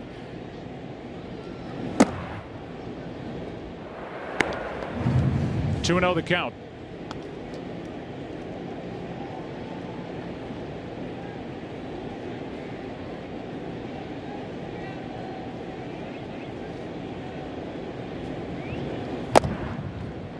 That catches the corner. Frazier didn't agree, and the count 2-1.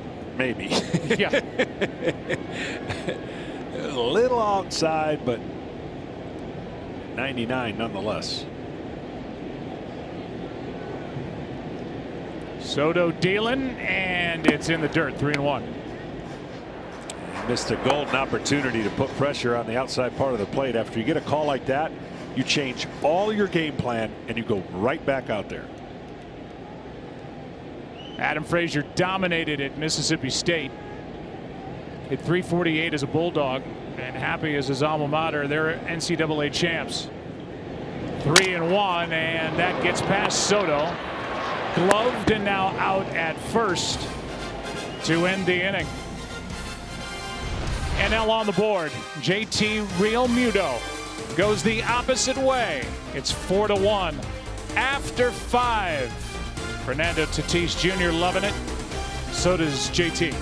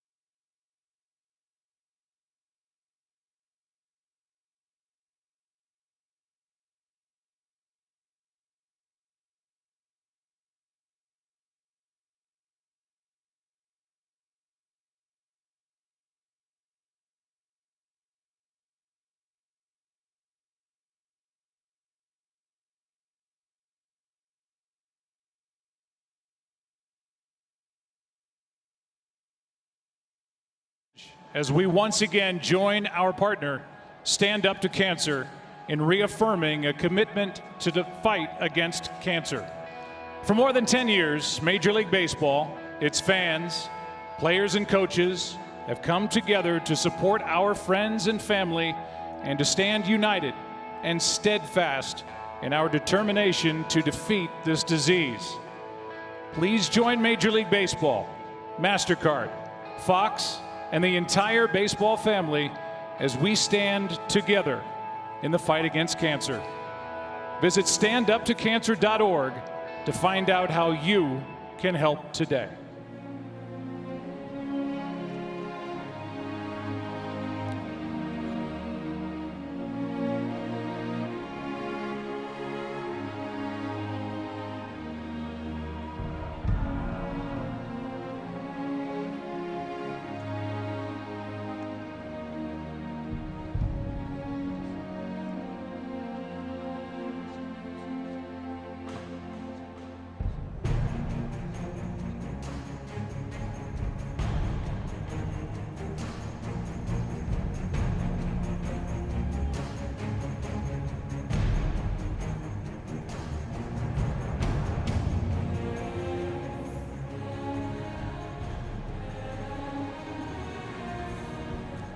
Ladies and gentlemen, thank you.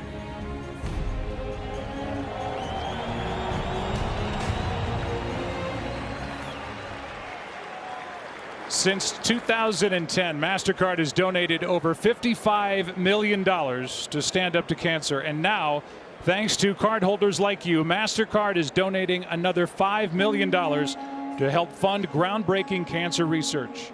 Together, we can start something priceless.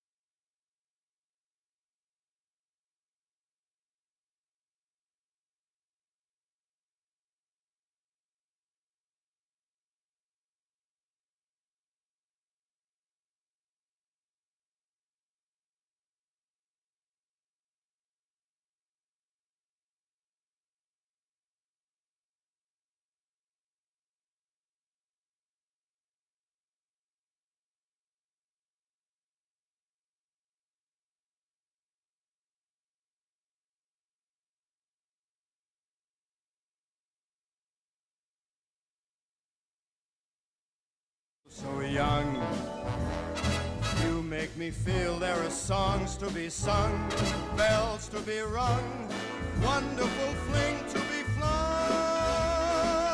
And even when I'm old and gray, I'm gonna feel the way I do today, 'cause you make me feel 4-1 ball game as this All-Star game moves into the 6th. Watch all out-of-market regular season games live or on demand, plus MLB Big Inning exclusively on MLB TV. Blackouts and other restrictions apply. Visit MLB.tv for details. New pitcher into the ball game is Taijuan Walker. And what a revelation he's been for the New York Mets. Sure has. Big, tall, athletic pitcher. And fastball, slider, curveball, and a split finger. And for the Mets, who currently hold first place, you get any kind of help beyond DeGrom, and you like their chances to be in the playoffs. Jose Ramirez, his first at bat, has to get out of the way of that inside. A lot of changes for the National League as they trail by 3.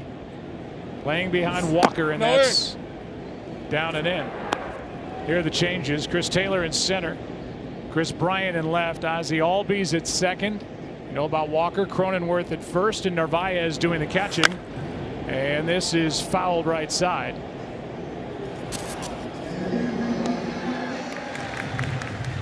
Two and two.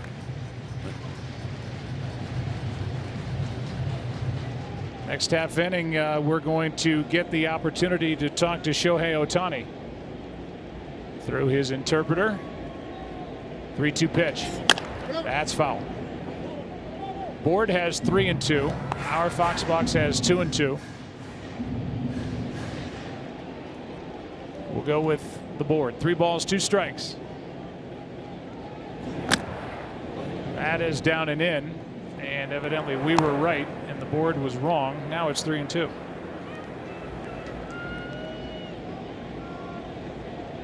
Here it comes from Walker, and a high fly ball into right center field. Back is Taylor to his left, and he's got it for the out. While we have a moment, Above and Beyond, sponsored by Jersey Mike's, we recognize our friend Mike Swanson, the Vice President of Communications and Broadcasting for the Royals, who will be retiring at the end of the year after 43 MLB seasons. He's been with the Padres, the Rockies, the Diamondbacks, now the Royals, and starting with Keith Jackson in the 1970s, worked countless national sporting events as a statistician. Also, as a teenager, he spent time as an equipment staff assistant with the Chiefs under head coach Hank Stram. Mike was the 2002 recipient of the Robert O. Fischel Award for MLB Public Relations Excellence. So his wife Renee, daughter Rachel, and from all of us at Fox and all of us across baseball, thank you, Mike, for all you do and all you have done. Happy retirement at the end of the year. 1 ball, 2 strikes on Whit Merrifield, right on cue, representing the Kansas City Royals. A foul off to the right, still 1 and 2. I was on Dan Patrick earlier this morning, and he asked me, what one guy would you like to see under the radar? And it's this guy at the plate, Whit Merrifield. All he does is hit, steal bases. He's a hit machine. We talked about having hitters in this park who don't just slug. And here he is fighting off these pitches. He's got a lot of speed. He's leading the way in stolen bases again. He's a 2-time stolen base champ in the American League in 17 and 18. Great contact hitter. Uses the whole field, and he led the league in hits in 2018 and 19. Got a good eye too. 2 balls, 2 strikes. Can play a lot of defense and utilize the skill set. Kansas City looking to get back to the playoffs by building their roster with a little more contact. Swing and a miss on a nasty pitch by Walker. 2 down. Again, Trevor Rogers worked an inning, allowed 2 runs, none earned, 2 hits, 1 strikeout. And here's a strikeout for Taijuan Walker. Yeah, nice tight slider.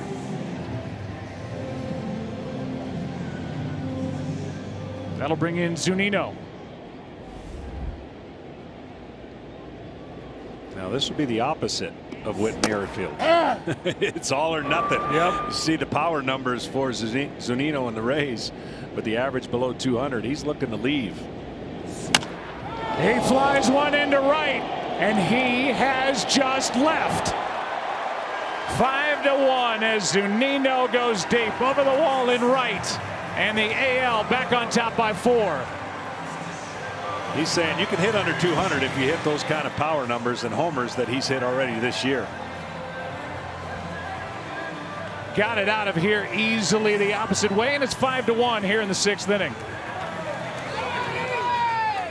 Is that what you were talking about when you say he's looking to leave? Yeah, he's looking to leave every swing. That's going to make his manager pretty happy. An important part of the Rays pitching staff, handling them, but whatever he gives you at the plate, I know they feel like it's a bonus, but that power has really showed itself in the first half. Here is Jared Walsh, who has shown plenty of power himself. 22 home runs, tied for 5th in the league, hitting .278, 65 RBIs. And it was the need to play him that led to the release of future Hall of Famer and the great Albert Pujols, who's now really hitting the ball well for the LA Dodgers. Yeah, absolutely. This young man has been nothing but a hitting machine. And when you think about the Angels, if they can hang around offense, if they get Trout back, their offense and Upton. Here is a fly ball left side, long run. Can anyone get there? The answer is yes, and it's Chris Taylor to win the inning. But a home run by Mike Zunino, making his manager happy. 5-1 AL after 5.5.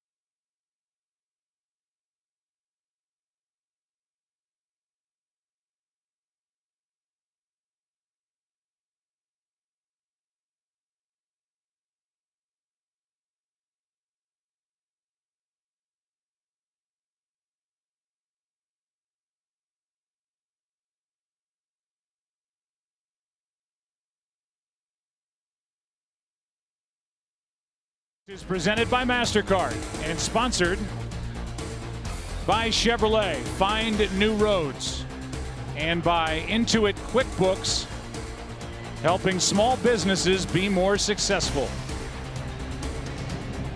New pitcher into the ballgame is Chris Bassett. He will deal with Brandon Crawford. Then Justin Turner is in the on-deck circle. Then Machado will hit. And it is back to a 4-run ball game. It's 5-1 American League. Bottom of the 6th, and a big swing and a miss by Brandon Crawford, who is having a sensational year. He sure is. Don't tell anybody that the San Francisco Giants are old. They don't believe they're old, and they're all bouncing back to have a fantastic first half. Unsigned pass this year. Crawford swings through it, 0-2. There are more changes for the American League side as Garcia takes over in center. Walsh stays in the game in left with Merrifield at second base.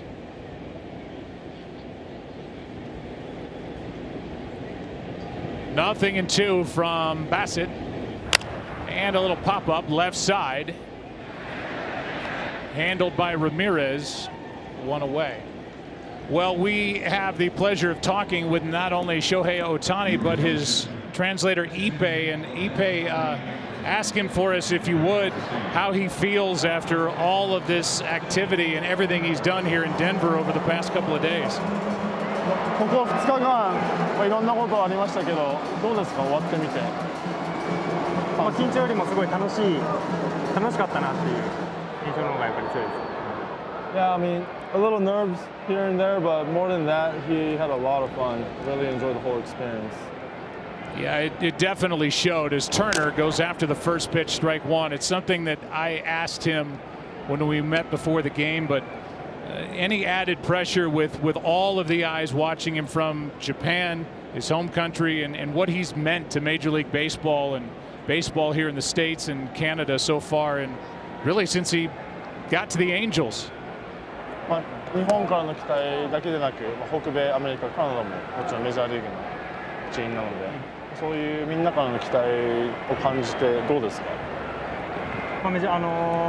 オールスターの先発という光栄なことのところに選んでもらって本当に光栄ですし、なんとか自分のね持ってるものを出したいなと思ってマウンドに行きました。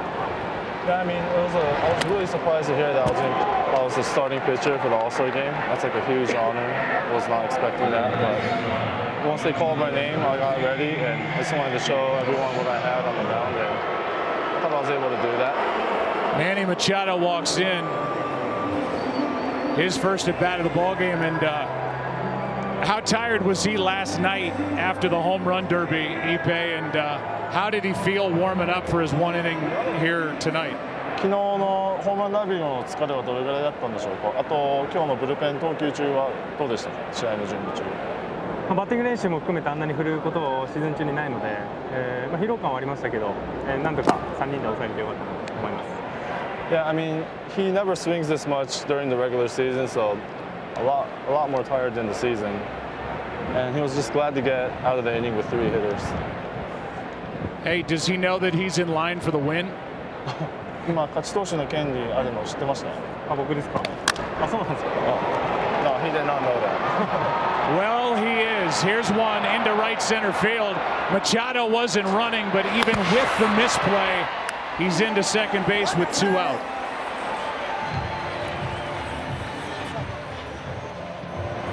John Smoltz has a question for you, Ipe and Shohei. Yeah, I've always tried to explain to everybody what an incredible job he's doing, but I got to know, I heard he doesn't take batting practice during the year. Is that correct? スモルツさんからの質問ですけど、噂によると今シーズン全く外でバッティング練習してないと言ってるんですけど、それは本当なんでしょうか？本当ですね。もう全部ケージでやってます。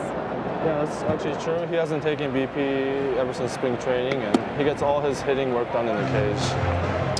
Well, we know he can do it all. I know his dad played baseball. His mom played badminton. Does he play badminton? お父さんも野球やってて、お母さんはバドミントン選手だったんですけど、バドミントンをやるんですか？バドミントンはちっちゃい頃やってますよね。プロになってからもトレーニングの一環でもちょっとやったりしてます。Yeah, he played badminton growing up, but even once he joined the pros, he still plays badminton for training purposes. Oh, fantastic. Well, hey, thanks for your time before this game. Thanks for all Shohei has done here in Denver. He's done it a lot. He's done it with a smile on his face, and baseball's got somebody to watch for years to come. Thank you. Thank you. Thank you. That's Ipe with Shohei Ohtani as a single into right center off the bat of Machado. Went to second on the error in right center field, and it gives Jake Cronenworth of the Padres an opportunity for a 2-out RBI base hit.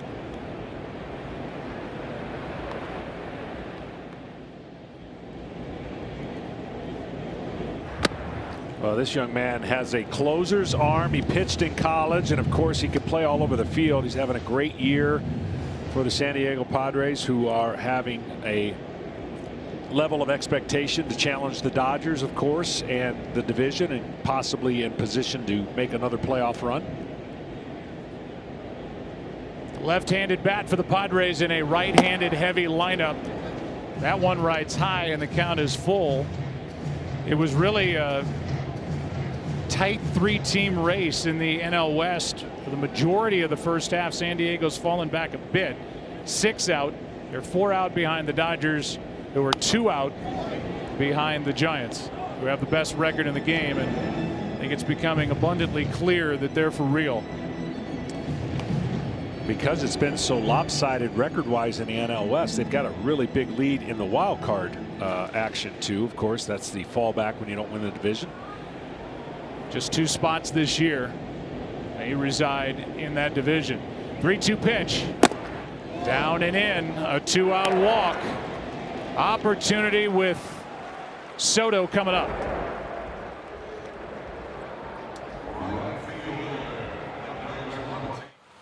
Want to stay up to date? Hey Siri, show me baseball standings.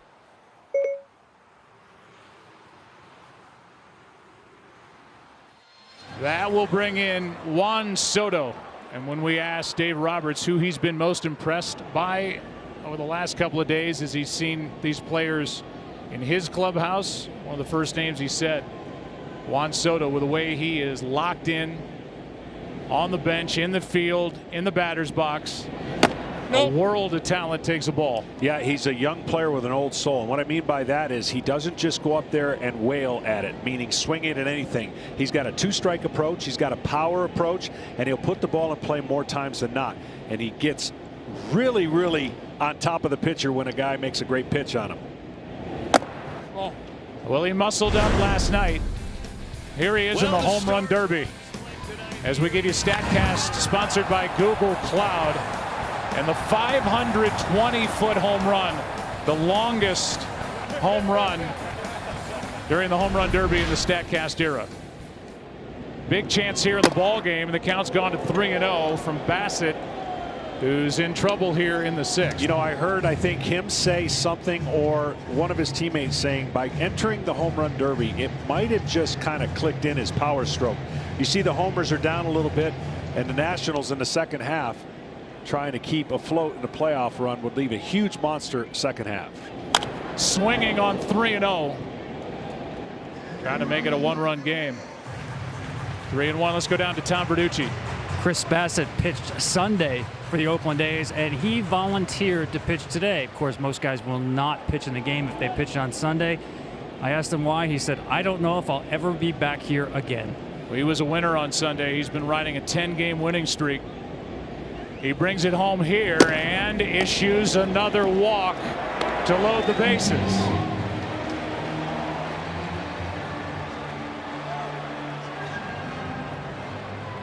And that'll bring in Chris Bryant.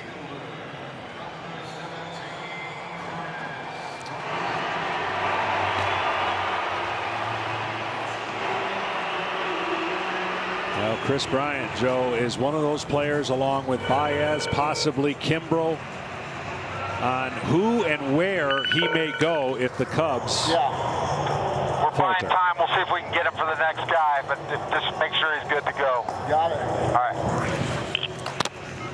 So that's Kevin Cash calling down to the bullpen and saying whoever's about to get up or whoever is up, they're good to go for the next hitter if it gets that far. Thought we had tuned into NASCAR right there with the it sounded like it. Well, here's Bryant. Got off to a great start, has tapered off a bit. He's been a Rookie of the Year and MVP. He is unsigned past this season, and most predict he'll end up in another uniform before the end of 2021. 0-1 pitch. Strike 2. He's been unselfish. He started at 5 positions defensively this year. An 11-game losing streak by the Cubs. Changed them from buyers to, it appears, sellers at the upcoming trade deadline at the end of the month. 0-2. And that gets away. Digging for the plate and scoring is Machado. And it's a 3-run game. In and out, or just off the glove of Zunino. Yeah, it doesn't happen too much to Zunino. He's one of the better ones behind the plate. The breaking ball just kept turning and caught the end of the glove, and good anticipation by Machado, and 1 run closer. Other runners advance to second and third. Again, 2 out.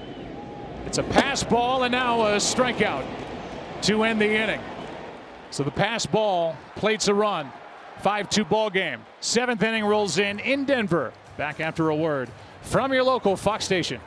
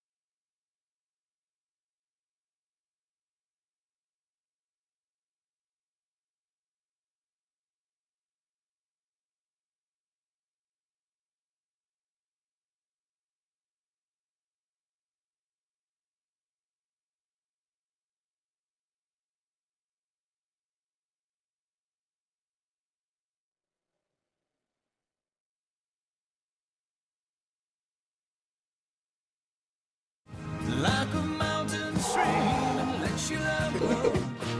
With the smallest dreams and let your love show.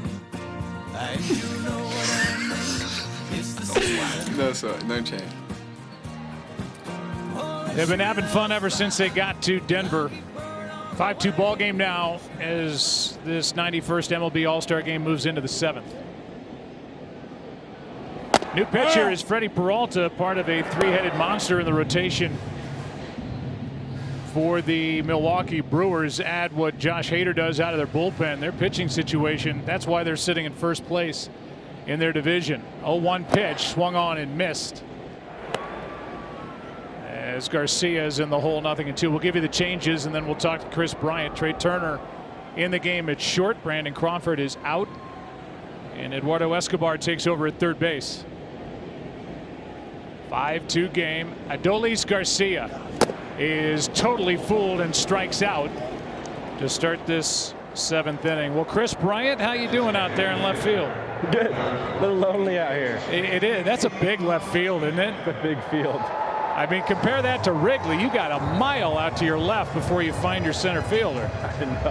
I'm just playing where the dead grass is. Yeah, well, that's a telltale sign. That's where everybody else. That's right. We're in Denver. Play deep and be prepared to run, or just turn and watch. Especially with this guy too. Here is J.D. Martinez, who struck out his first time. 0-1. Well, I know you're sick of talking about it, but it is the All-Star game, and you know, I know that 11-game losing streak was just crushing to the Cubs, and I guess we sit here now in the middle of July not knowing where you're going to be at the end of July. How do you keep your concentration through all that? Honestly, I feel like moving around all these positions really helps me. I mean, it's a new thing every day, and I'm just, you know, trying to focus on that day. And, you know, right now I still got the Cubs in my chest, and I'm proud of that. And I'm proud to play for such a unbelievable city. And until they tell me I'm not, I'll go out there and give it all I got. 0-2 the count. Martinez fouls it out of play off to the right. And I mean, I can say it, that's unselfish. I mean, you're willing to play anywhere, and I mean, it adds to your resume, but I feel like you feel comfortable really anywhere they put you defensively. Yeah, I'm just tricking them. I don't know. I'm just trying to be a kid again, man. I was moving all over the field when I was 10, 11 years old, and I really enjoyed it then. And it feels just like it now. So, I mean, to all the kids out there, man, move around the field, play wherever, you know, you can play, and the versatility is huge right now. Yeah, I mean, and that's paid off for you, and now you're playing behind Peralta. This guy with the Brewers, you've seen enough of the Milwaukee Brewers.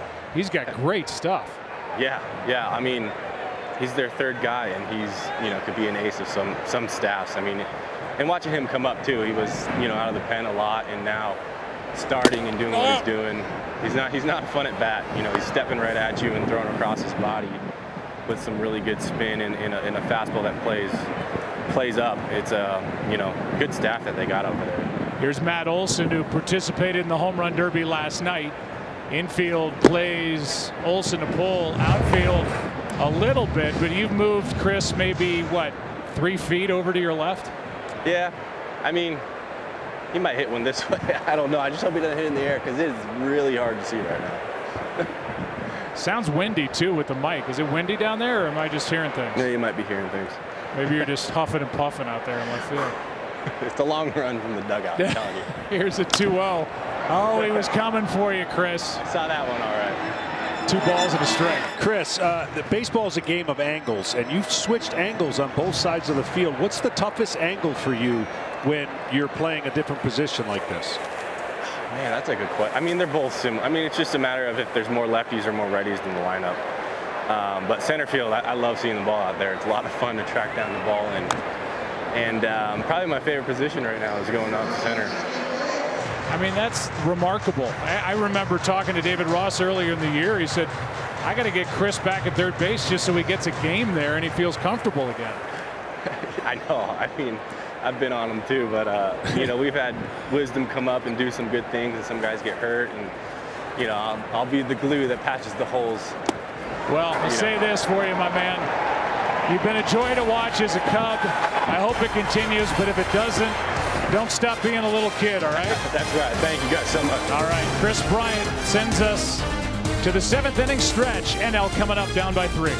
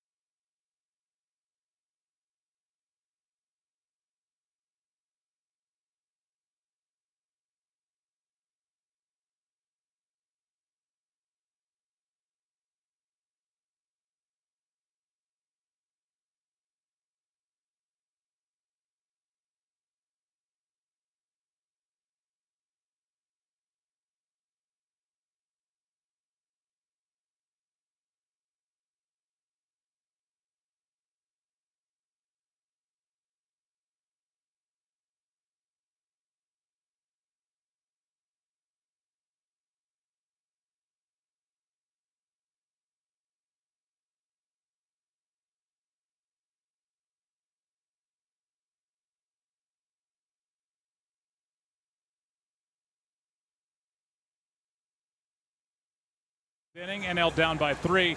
Own a piece of digital Dodgers history with 2 NFTs to celebrate the 2020 World Series title. Visit candy.com for more information. All proceeds net of third-party administrative fees will be distributed to the Los Angeles Dodgers Foundation. Andrew Kittredge is into the ball game. A guy who was taken off the roster, signed, released, brought back, and here he is having a great year, a late addition to the pitching staff for the American League, and he's been lights out. Yeah, he has electric fastball and slider, basically two-pitch pitcher. He'll throw a changeup every once in a while. Narvaez takes up and away, 1 ball, 1 strike. Joey Wendell, who was a magician defensively last year during the postseason, had a great trip through the postseason with a bat as well, takes over at third base. He's way off the line, and Narvaez out in front, strike 2. First at bat for Narvaez. Real Muto homered, 1 for 2 while he was in there at catcher, and now Omar hitting 300, 8 home runs. 1-2 pitch. That is up the middle, gloved, and a good play by Bichette. Let's send it down to Ken Rosenthal. Well, Joe, Andrew Kittredge, another extremely unlikely All-Star. He was spending the All-Star break at Disney in Florida, was having dinner Monday night with his wife Toby and his son Brooks at the Rainforest Cafe when his manager Kevin Cash called and said, "Andrew, get on a plane." And here he is pitching in the 7th inning and taking care of the first out with Narvaez and a ground out. And here's Chris Taylor. There's his manager Kevin Cash. Chris Taylor is on a list of 3 guys in this All-Star game alone that were picked up or just added to the Dodgers organization, and they just changed their entire careers. I talked to Dave Roberts about it before the game. The majority, obviously, of the credit goes to these players. But when you talk about Justin Turner, who was not offered a contract by the Mets, I mean, he's made millions upon millions with the Dodgers. That guy, Max Muncy, was let go by the A's, and now Chris Taylor in a not talked about deal really with Seattle. The guy plays all over as he grounds out, and a good play by Wendell, 2 down. You can talk about spending all that money, but getting major contributors on a world championship team that way, that their organization deserves a lot of credit. Yeah, absolutely. And it was last-ditch efforts by some of these players you mentioned to make these drastic changes because their career was going in a different direction. And now All-Stars and World Series championship, I'd say the transformation was pretty good. Here is Ozzie Albies representing the Atlanta Braves, and coming up empty, strike 1. Switch hitter, his better side, at least power wise, is on the other side. Hitting left-handed, he's 3rd in the league with his 61 RBIs, 262 average.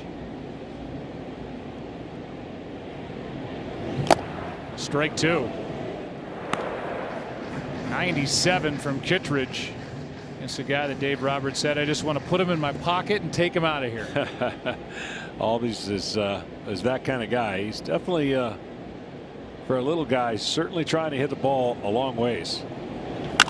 He grounds one right side. Pick up and the throw low but out, and that will end the first 7 innings. Weather is great. Ball game is outstanding. 5-2.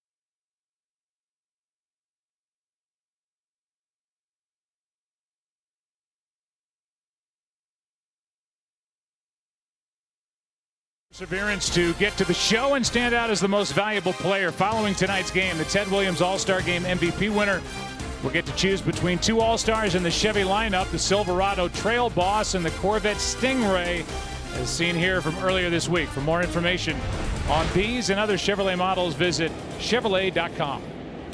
Mark Melancon takes over, and the closer for San Diego, 27 of 31 save chances. He leads baseball with his saves. Big numbers for a guy who's bounced around, but he is a gritty, tough closer. Yeah, he moves the ball around. He'll throw a front door breaking balls. He'll spin the ball just like that. You don't see many closers with over the top curveballs, but he basically keeps the ball off the barrel of the bat, and he's not afraid to pitch to contact. Bo Bichette, who in these parts is known as the son of Dante Bichette, who played for the Colorado Rockies among other teams, is at the plate. 0-2, and now a swing and a miss by Bo for out number 1. Didn't even get to talk about Bo Bichette. Our game summary sponsored by Intuit QuickBooks. We started with a tribute for the late great Hank Aaron, and we saw Vlad Jr. go deep to the back of the seats and left, and then Zunino went the opposite way for a home run in the 6th inning with an exit velo of 107, 98 feet high, 392 feet off his back. That made it a score of 5-1. Now it's 5-2. Well, Ozzie Albies is able to listen to us. Ozzie, how you doing down there? How are you guys doing? We're doing good. Thanks for doing this. I don't care where you are. You're always smiling. You always got to smile and have fun in the game. Absolutely. On the outside corner, 1 ball and 1 strike. Well, what do you think about the second half? I know you're going to miss your buddy and one of the best players in the game, and Ronald Acuna Jr., but how do you size up what could happen in the second half for the Atlanta Braves? Yeah, we're going to miss him. He's our superstar, and he's the guy that he sets the table for us. As soon as he gets on base, something fun is going to happen. He's going to make us score runs, everything. So we're going to miss him for sure, but right now, with the team we have, we just got to keep battle, don't give up, and go hard every day to get wins. I was told you were going to. I don't know if you did. Did you wear his jersey out there earlier today? Yes, I had this jersey, but then he told me to let all the guys sign it for him, so I'm going to bring it back to him. That's what he wanted. A ball and 2 strikes on Joey Gallo, power hitter for the Rangers. 1 out, nobody on, and that is down and in. 2 balls, 2 strikes. I would imagine you guys, you and Freddie, have to not try to do too much, though, without Acuna. You can only do what you can do. Yes, we're going to stay in our game plan and just do what we can do to help our team win. That's what we're going to do right now. 2-2 pitch is down.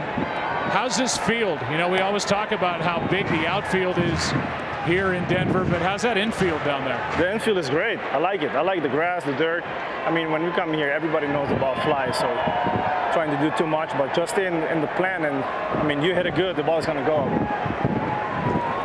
3-2 the count, and a 1-out walk as Gallo is aboard.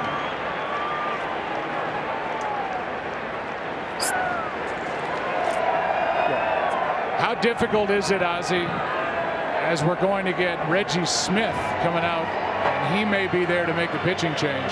Yeah, it's amazing. He had the conversation with me about switch hitting. He took his time, dedicated his time to me. It was really amazing by him. Appreciate what he did for me. That's great. Go, Mark. Great switch hitter in Reggie Smith. Melancon is gone. Nationally goes to the bullpen, as the young right-hander Alex Reyes from the Cardinals is coming in here in the 8th. Damn, this thing is so loud. Woo.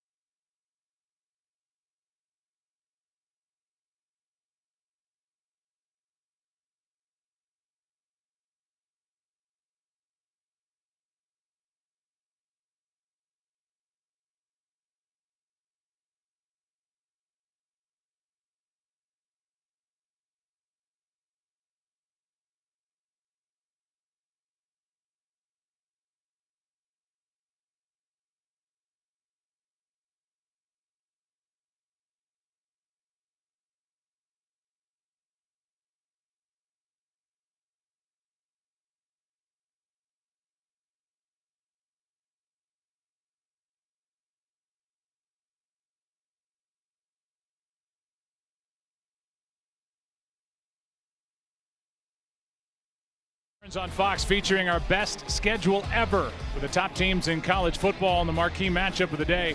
Every week at noon Eastern. Plus, we're live and on location as the Big Noon kickoff pregame show hits the road. Big Noon Saturday returns this fall on Fox. Here is Wendell getting his first at bat, taking on the young right-hander Alex Reyes, who's been through a number of injuries, including Tommy John surgery. And all he's done is go 20 for 20 in save chances with an ERA of 1.5. Well, he's a guy that's going to return to the starting rotation, I believe, but right now they need his. Wendell kind of golfs it into center. That'll drop for a base hit. And it's 2 on 1 out here in the 8th. They need his ability to shut the game down. For the Cardinals, they've been dealing with a ton of injuries in their rotation. So this young man, he wants to be a starter, but understands the injuries he's had. Doing good? The piecing together and get about 80 innings this year as a reliever. Thank you, baby. Hey, Ozzie, one more question before we go. I know you want to turn a double play here and end the inning. How tough is it to work with a new shortstop here in a short amount of time? In this case, it's Trey Turner to your right. I mean, he's an awesome guy, fun guy. And, I mean, we're just having fun out here, so it's not that much to do today. Just enjoy it, you know. We're gonna go out there and we talk. No signs today, no card playing shift, nothing. Just enjoy it. Yeah, I mean, there's no signs. You're not. Are you? Nothing. You doing the who's covering thing or any of that? Yeah, we did that. That's about it. I mean, that's part of the game that you should do every pitch, every other hitter, you know. Right. Here's Whit Merrifield with his second at bat. That's off the end of the bat. The play at second base by Cronenworth. Good work. Good throw. And it's first and third, 2 down. That was a good play, Ozzie. Yeah, it was. I didn't thought he was coming to second, but he did. I was terrified. I was really scared. I thought he was just going to the bat. That was a really nice play. Exactly. We just heard Trey Turner say, I was terrified. Exactly. Same with me. I didn't thought he was coming to second base. That's an awesome play. Boy, that was aggressive by Cronenworth at first base. Good play. First and third, Please, 2 out. Thank you. And the batter is Zunino, who homered in his previous at bat. Ball 1 outside from Reyes. Thank you. He made the umpire move. I mean, I'll always talk fun stuff with him, and we always going about the card and the shift and all that, so you always give me a hard time about it. That's Chris Cuccione, the second base awesome umpire. Guy. Awesome guy. Chris, they told me that I made you move. He has no idea that you can talk to me, right? Probably not. 1-1 pitch. Hey, before this inning ends. They're listening to you. They're listening to you up there. I got the mic on. Oh, yeah. Good. It's nice to remind people around you that you have a live mic on your chest. Just in case. Just in case. 1-2 pitch. A strikeout. Hey, Ozzie. Have a great second half, man. Thank you. I appreciate you guys. Thank you so much. We're big fans of yours and the way you go about it. Good work by Alex Reyes. Gives up the hit. Gets out of the inning. Bottom of the 8th. Coming up. 3-run game.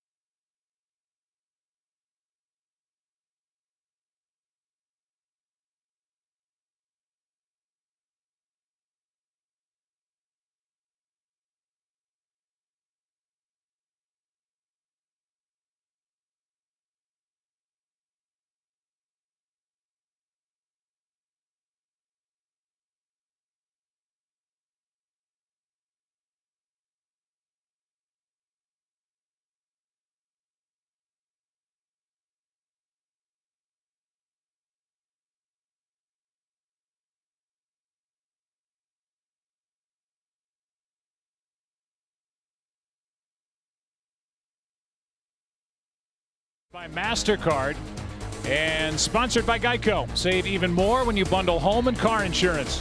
By T-Mobile, America's largest, fastest, and most reliable 5G network. And by the all-new Hyundai Tucson, our best Tucson ever. Trey Turner just hammered at the first pitch, his first and maybe only at bat, and pops it up for out number 1 here in the 8th inning as National League now takes on the right-hander Matt Barnes, who's closing games for the first place Red Sox and just turned those numbers into a nice little 2-year extension this past week. Yeah, he sure did. Comes right after the hitters with a good overhand breaking ball. And again, if it weren't for the San Francisco Giants, the best story in baseball would be the Boston Red Sox, as they are currently on top of the Eastern Division in American League. Batter is Justin Turner.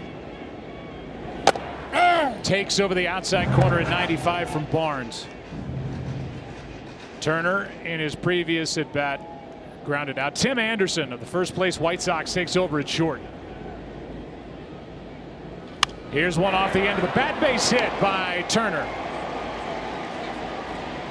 And Justin 1 for 2 and hoping that gets something going for the National League. A side that's lost 7 straight in the All Star game. It will bring in Eduardo Escobar. Well, who will be at the center of the next iconic All-Star moment? Make your picks with MLB Rally and compete to win $25,000. Restrictions apply. See official rules at MLB.com/rally. Download the app now.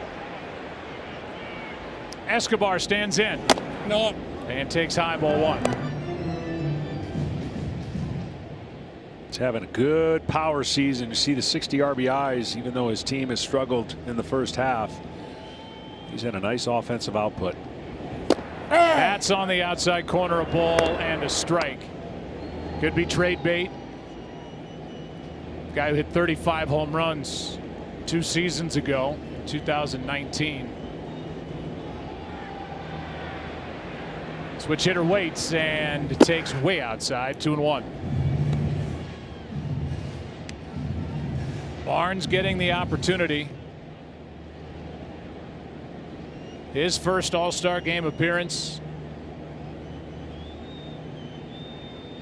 Had 19 saves in his career coming into this season. That misses. And the count 3-1. Had a career ERA over 4 into this year. He's in the mid-2s. Trying to throw a strike here. Escobar swings through it, full count. Well, after the break is over here, you got the Dodgers staying here to play Colorado, and you've got Barnes' Red Sox tangling with the Yankees, and there'll be a storyline in the second half about the Yankees and can they play their way back into the mix, playing each other a lot in the first 2 weeks. 1 on, 1 out, 3-2 pitch. Foul back and a good rip. Been talking about the West.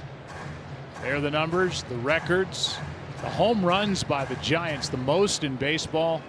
Kevin Gausman worked this weekend, so he's not working in tonight's game. But look at the numbers: 9-3, 1.73 ERA. Then the Dodgers, the world champs, and the Padres, 6 back. Another 3-2 and another foul ball.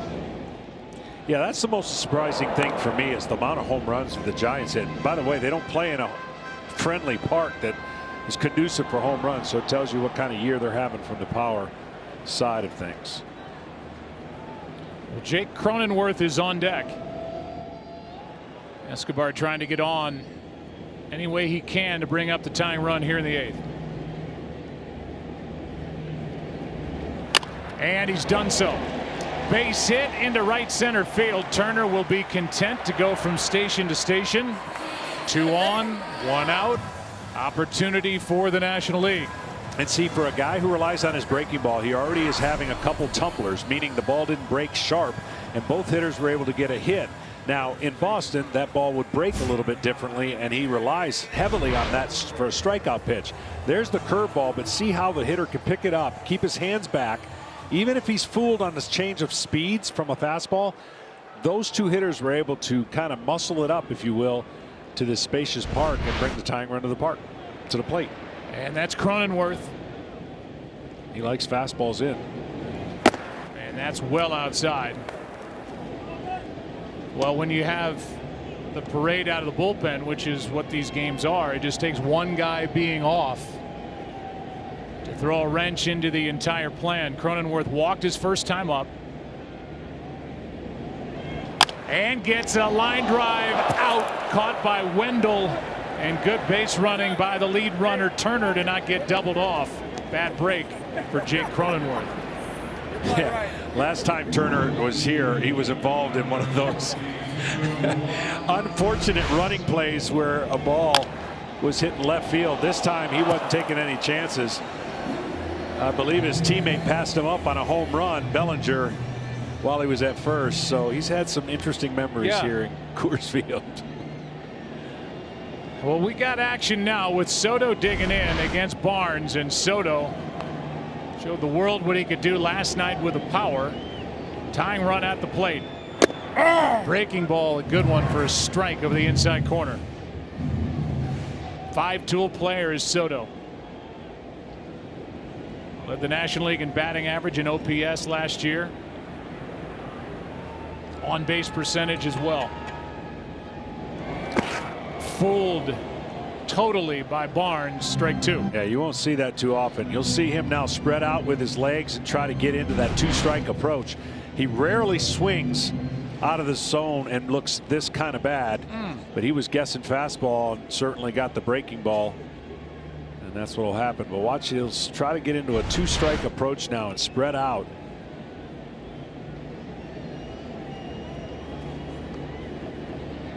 Two hits in the inning. 0-2 pitch. Zunino, a good job to block it. See, his approach lasts for a long time. There's a lot of approaches in the game that work on power and launch angle. Those batting styles and approaches won't last 15 years. He's got a game that will last for a long time because of his approach and style to hitting. It's not one way. You can't just pitch him one way. He's not a grip it and rip it type guy. So the Washington Nationals, they've got a stud for a while. 1-2 pitch. Foul back. And the positioning of the outfielders will support your point. They are pretty much straight away. On the infield, they play Soto to pull. I mean, what he did in the World Series against Garrett Cole, I mean, what he did is just, it's not normal for a young player to be this poised and to make the in-game adjustments like he does. And go opposite field with power. 1-2 pitch. Up and away. 2-2.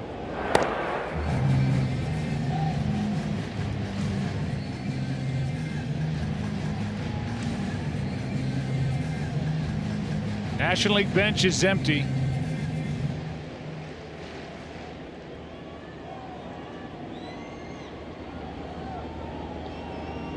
American Leagues as well.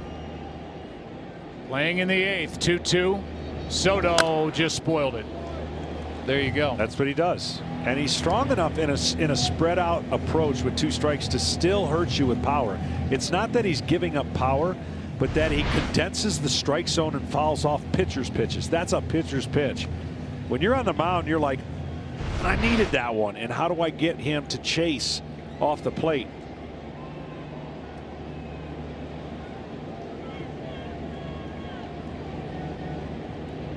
Tying run at the plate. Takes low. The runners will get a head start, which in this park is a big deal. If Soto is able to plug the gap, should be an easy 2 runs on the board. But I think he's thinking one better than that.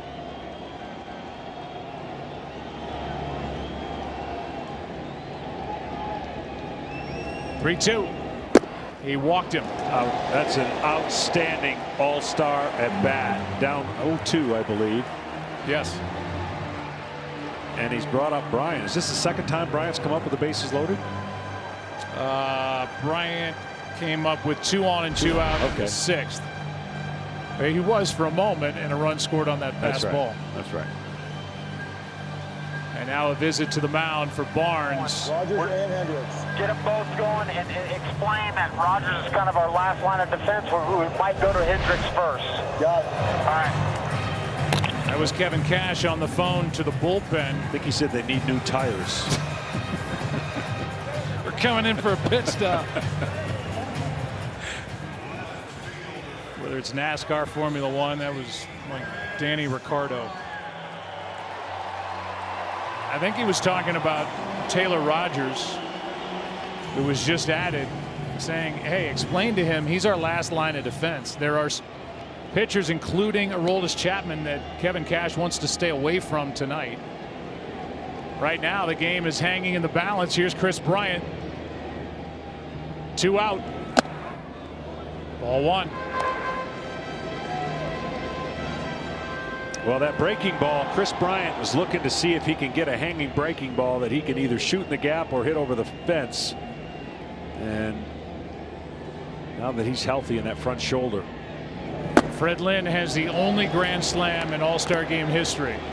Opportunity here for Bryant, trying to make a memory here as a Chicago Cub.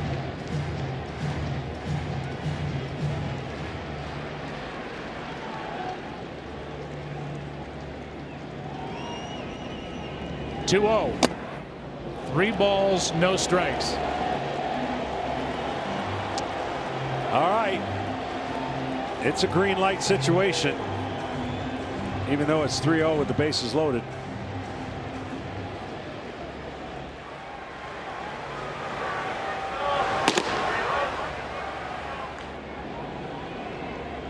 (3-0) pitch is hit in the air to left and caught. Jared Walsh. What a play coming in to get it with a sliding grab to Rob Bryant and to rob the National League. What a play. And after all that, no more runs on the board for the NL. Still a 3-run game after 8 in Denver. What a play for Jared Walsh.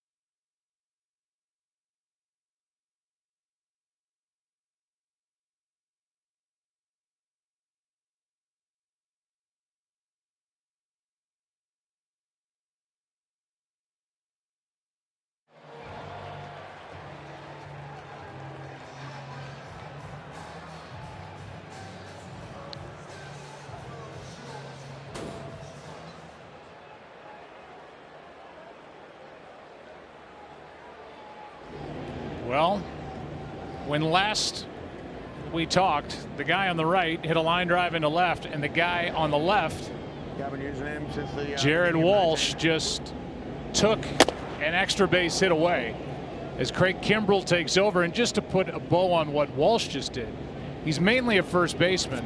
He's played some outfield, has not played left field in the big leagues, and he just made that play to rob Chris Bryant with the bases loaded a moment ago. Yeah, outstanding play. Might have helped that he was left-handed with the angle that ball was coming in on. Here he is into center field, back at the track. It is caught by Taylor as Walsh, who's hit 22 home runs in the first half, gave that ball a ride.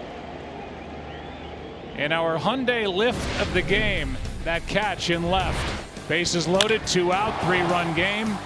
And Walsh comes in and gets it before it hits the grass.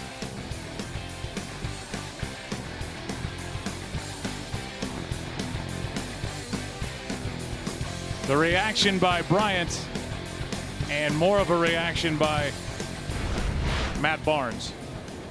Craig Kimbrell has been phenomenal, and he is one of the trade chips, it would appear, for the Cubs. And I don't know if there's any more valuable trade chip that could be out there for a team looking for a closer. His first half, he's been dominant. Yeah, he's turned it around. He struggled in his comeback with the Cubs, but he's found his groove, and when he's on, he's got a power breaking ball and, of course, power fastball, a unique angle in which he delivers the ball, which makes it difficult to the hitter. No. Adolis Garcia struck out his first at bat. He has a lot of tools, has a ton of power. Doesn't walk a lot, strikes out a bit, but he has had a flair for the dramatic late in games for the Rangers. Comes up empty here, and they count 1 ball, 2 strikes.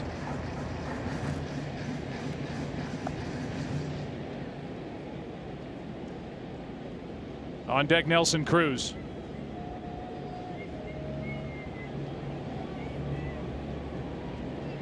One out here in the inning, and a foul backing out of play. Nelson, can you hear us here in the booth?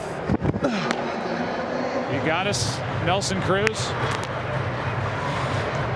Paging Nelson Cruz.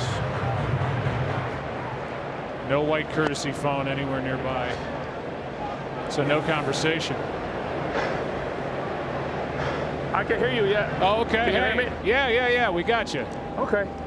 All right, 1 ball, 2 strikes on Garcia. Oh, yeah. And a rocket up the middle. Adolis Garcia's on with 1 out here in the 9th inning, and he has stretched it to a double. The outfield has to play deep, and Adolis Garcia took advantage, was hustling all the way, and that gives you, Nelson Cruz, a better RBI chance. That was a good piece of work by Garcia, huh? Yeah, no doubt. I mean, he was staying for ball. Pretty good. Dímelo, guy. What's up, Tommy? Oh, all right, good. Thank you. ¿Qué le voy a tirar? I think when Nelson steps in the box, he's in an RBI situation. Yeah, that's true. I mean, Nelson is sitting at 435 home runs.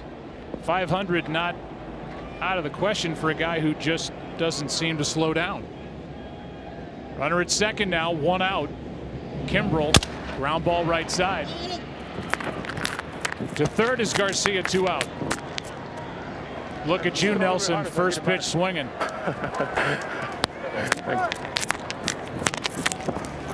Were you going up there, Nelson, swinging at the first pitch, no matter? No, I mean, I was looking for fastball, and he gave me that. I thought I hit it a little bit in front. I told him to throw harder so I can hit it better. Hey, thanks, Nelson. Have a great second half. Oh, shit. We'll have a pitching change. Kimbrell is out. Runner at third, Garcia, 2 out.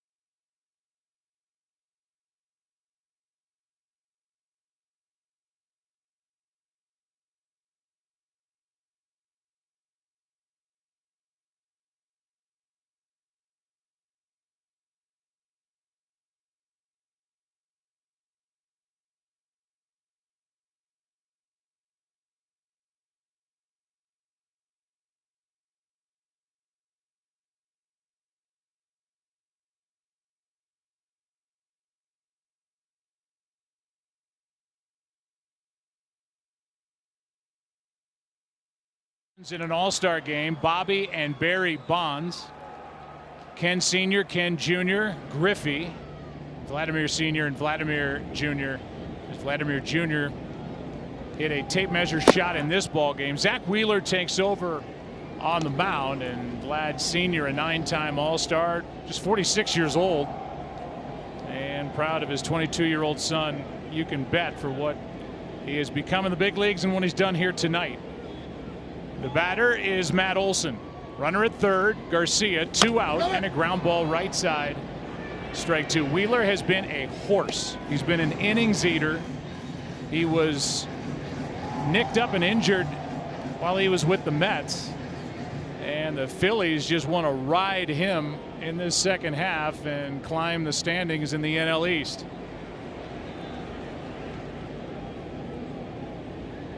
Olson struck out his first time, set up here at 0-2, and strikes out as Wheeler comes in and slams the door on the top of the 9th. 3-run game. Liam Hendriks coming in to try and end it. NL coming up down 3.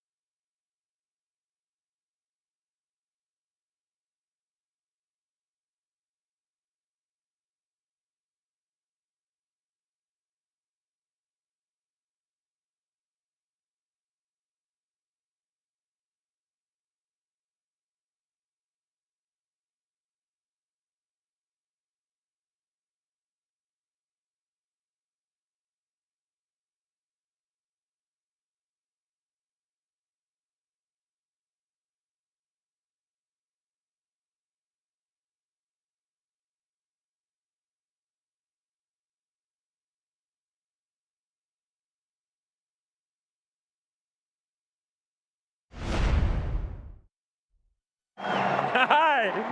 I didn't get booed. Yeah, I didn't get booed. I'm gonna hug. I love you so much, and I love your husband so much. I'm really, really so meaningful. Oh my God! How does that happen? Well, we can't thank these players enough for agreeing to wear microphones, earpieces in some cases, letting us talk to them.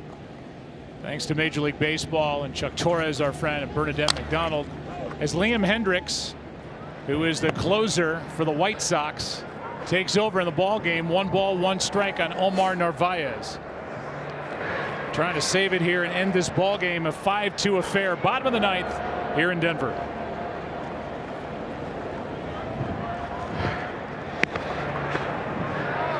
Liam is wearing a microphone.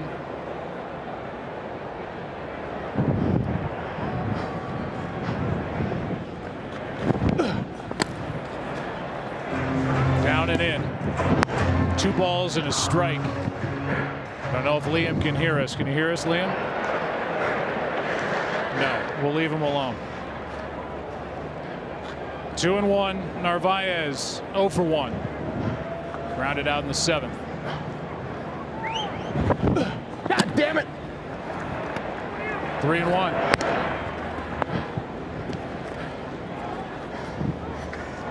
From Perth, Australia. He's bounced around and he's been a closer and a good one for a lot of years.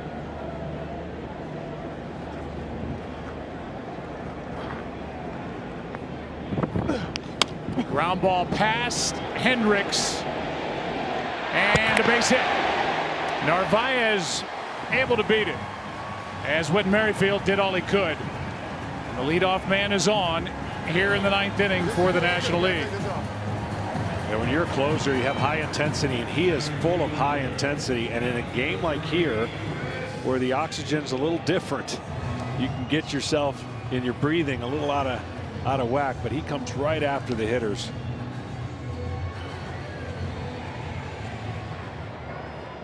It'll bring in Chris Taylor 0 for 1.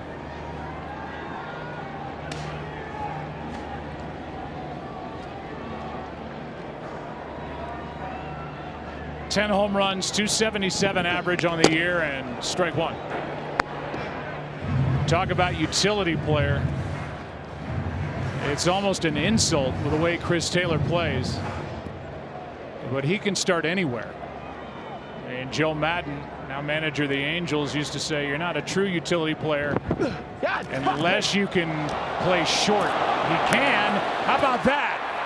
Back to the backstop and then out at second is Narvaez as Zunino gets him for out number 1.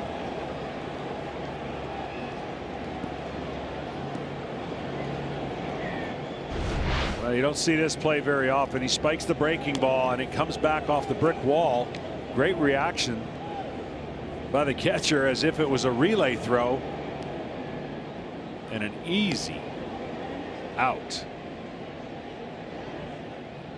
Merrifield applied the tag and it just room service hop, and out at second is Narvaez. That's a little bit upstairs. 2 balls and a strike on Chris Taylor.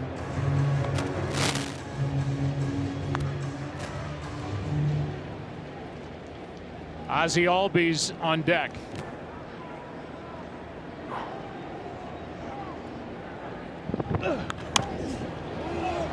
Two and 2.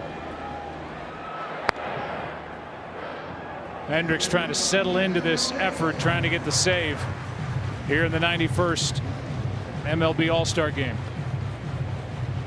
Ohtani still in line for the win.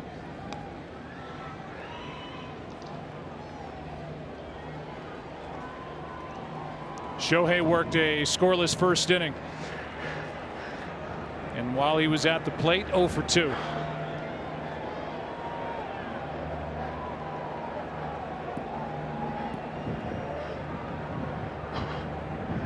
Two from Hendricks. Struck him out. Zunino floats it down to first, 2 away. And Albies is the last chance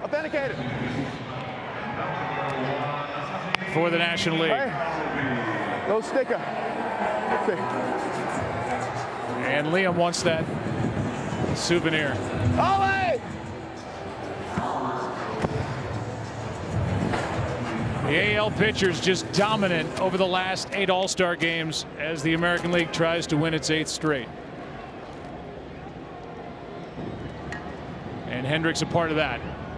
Albies now 2 out, nobody on. Breaking ball low, ball 1.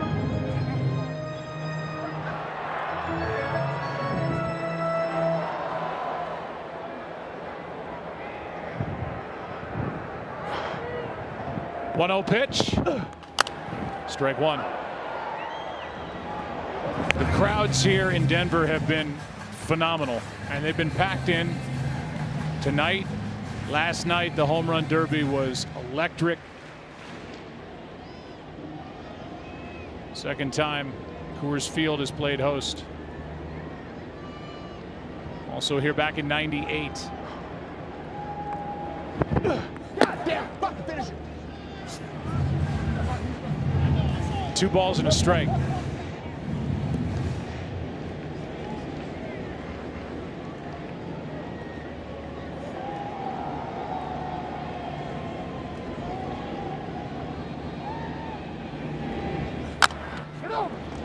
Ground ball right side is foul, and now Hendricks 1 strike away.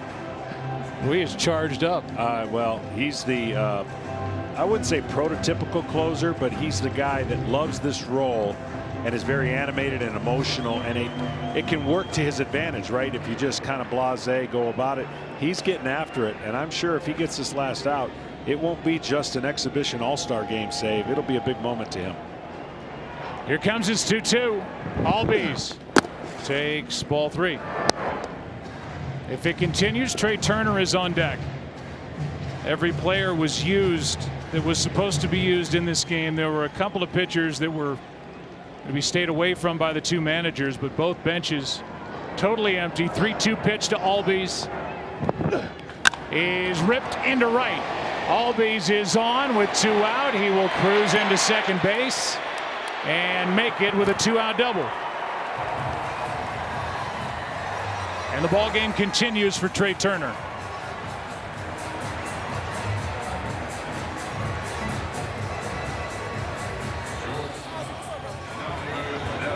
Shake, 2. So 2. Going over the signs with Zunino. This is what the people want. You're mic'd up. No, it's not working. Oh, really? I haven't heard a thing all day. What do you want to do? Chase 2, shake the same. Okay. Well, the mic's working, the earpiece isn't. And how about Zunino knowing what's up, saying give the people what they want as they go over the signs with a runner at second base. Trey Turner's got power. You see the average, the stolen bases. He does it all. 19 steals on the year. He can fly. Ground ball should end it. To the right side. Merrifield has got it. And the American League has won their 8th straight as they win it here tonight. 5-2.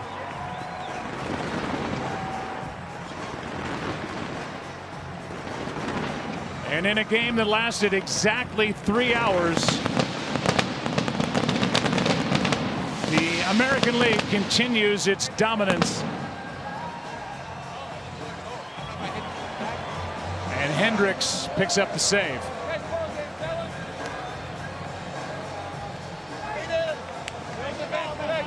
Home run by Guerrero Jr. in the game. Zunino. A home run by Real Muto. And good pitching top to bottom really on each side. Yeah, the most dynamic player in this game will get the win. Ohtani goes 1 inning. Didn't get a hit, but the people here in Colorado got to see quite a show of his power in the home run derby and his power on the mound. And he looked comfortable, even though he might have had some nerves. And that young man right there, Guerrero Jr., has not cooled off, by the way. There's the line score, 5-9-1 for the American League. And for the National League, 2-8-1. And along the way, the National League left 8 runners aboard. Winner Ohtani, the loser is Corbin Burns, and the save for Liam Hendricks. And another All-Star game is in the books, and let's send it down to Kenny Rosenthal. Mike, your first time All-Star. You had a home run in the 6th inning off Taijuan Walker. Going around the bases, what's going through your mind?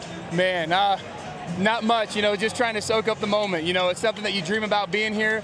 Was just trying to get a swing off there, and it's fun to see the results. But, you know, it's one of those things where you just come out here, try to enjoy it for what it is, and when stuff like that happens, it's really special. You play against Vladimir Guerrero Jr. a lot. Yeah. What he did tonight, what were your impressions? To what he's been doing all year, except he's doing it against, you know, 9 or 10 All-Star pitchers. But, I mean, he's a special type of talent. You know, playing him as many times as we do, there's no break, especially with that lineup with all the starters they had. But no, just seeing him do that is incredible and just sums up the first half he's had. Mike, congratulations. Thank you. Now over to Tom Verducci. Thanks, Kenny. Liam, I don't think you realize that we could hear you. You couldn't hear us. So I think tonight, officially, you're credited with a save, and I think you earned your own talk show as well after tonight. Yeah, I mean, that's the plan. I need an extracurricular activity in the off-season. I get kind of bored. My wife wants to get me out of the house as much as possible. So whether it's baseball, whether it's fishing, whether it's hockey, whatever we want, we can get that involved. But I'm looking at that post-career stuff now. Well, talking about careers, you've been traded 3 times, on waivers twice. Only 3 years ago, you were sent back down to AAA. Your second All-Star game ends with you getting the save. What does this moment mean for you? Yeah, I mean, it's been a long way since 5 DFAs, a couple trades in there, and it's been a journey, but I think enough people have documented that I can stop talking about it now. But, I mean, I'm just happy to be pitching in the game. Like, honestly, the first one was surreal. The second one makes me the first ever Australian to go to 2, and that's something really special and near and dear to my heart, and hopefully this gets more Aussies involved in baseball. But being able to pitch the 9th, it's a dream come true, and I've been dreaming of this moment ever since I moved to the pen. The winning pitcher from Japan, the save from Australia. As you said, it's a world game now. There's a lot of us over here, and hopefully there's more to come with the exposure that Shohei and guys from the DR in Venezuela can bring to this game. Thanks so much, Lee. Congratulations. Appreciate it, guys. Thanks for having me. Back to you, Joe. All right, thank you, Tom, and thanks to Kenny and our entire crew. And I think he might be in line for a talk show. He's got some personality and ended up getting the final outs and the save here in this All-Star game. Yeah, we saw some great defense from the American League, some good pitching, as you mentioned. And look, I think the world got a chance to see Ohtani. I don't think the world understands how special he is and what he's doing. And these young talent, probably the MVP, Guerrero Jr. There's a lot of great young talent in our game. Well, we'll find out. The most valuable player award is coming up next. Will it be Vladimir Guerrero Jr.? Hit a tape measure shot back in the 3rd. 42 first-time All-Stars in this game in Denver, and every one of them had a blast. Back after this.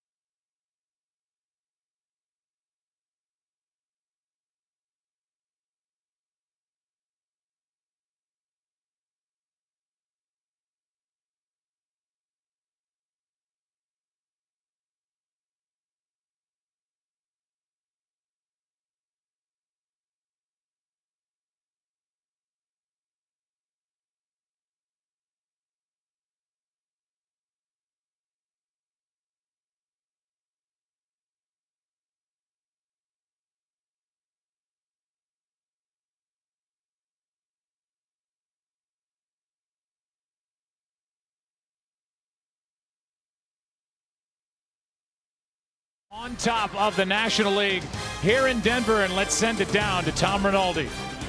Joe, thank you very much. Time now for the Ted Williams Most Valuable Player Award presented by Chevrolet. And here to do the honors, Commissioner Rob Manfred. Rob, take it away. Thank you, Tom. It's my pleasure to present this year's Ted Williams Award to Vladimir Guerrero Jr. Vladdy made history here tonight, the youngest MVP in history. Congratulations.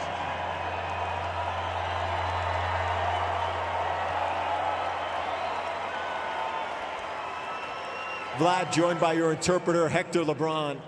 Vlad, not only the youngest MVP, but you hit the 200th home run in All-Star Game history. What does this night mean to you? No solamente es el honrón número 200 en la carrera. ¿Qué significa ese momento para ti? Y eres el jugador más valioso y más joven que lo ha hecho. Bueno, yo primeramente le quiero dar las gracias a Dios, gracias a mi familia, a mi compañero. Y, ¿sabe? Lo disfruté bastante. Estar aquí, gracias a los fans por votar por mí. First of all, I want to thank God. I want to thank my family, my teammates. I really enjoying to be here, and it was so great. Thank you. Making more history, Vlad. There are now 3 father-son combinations who have homered in the All-Star Game. The Bonds, the Griffeys, and the Guerreros.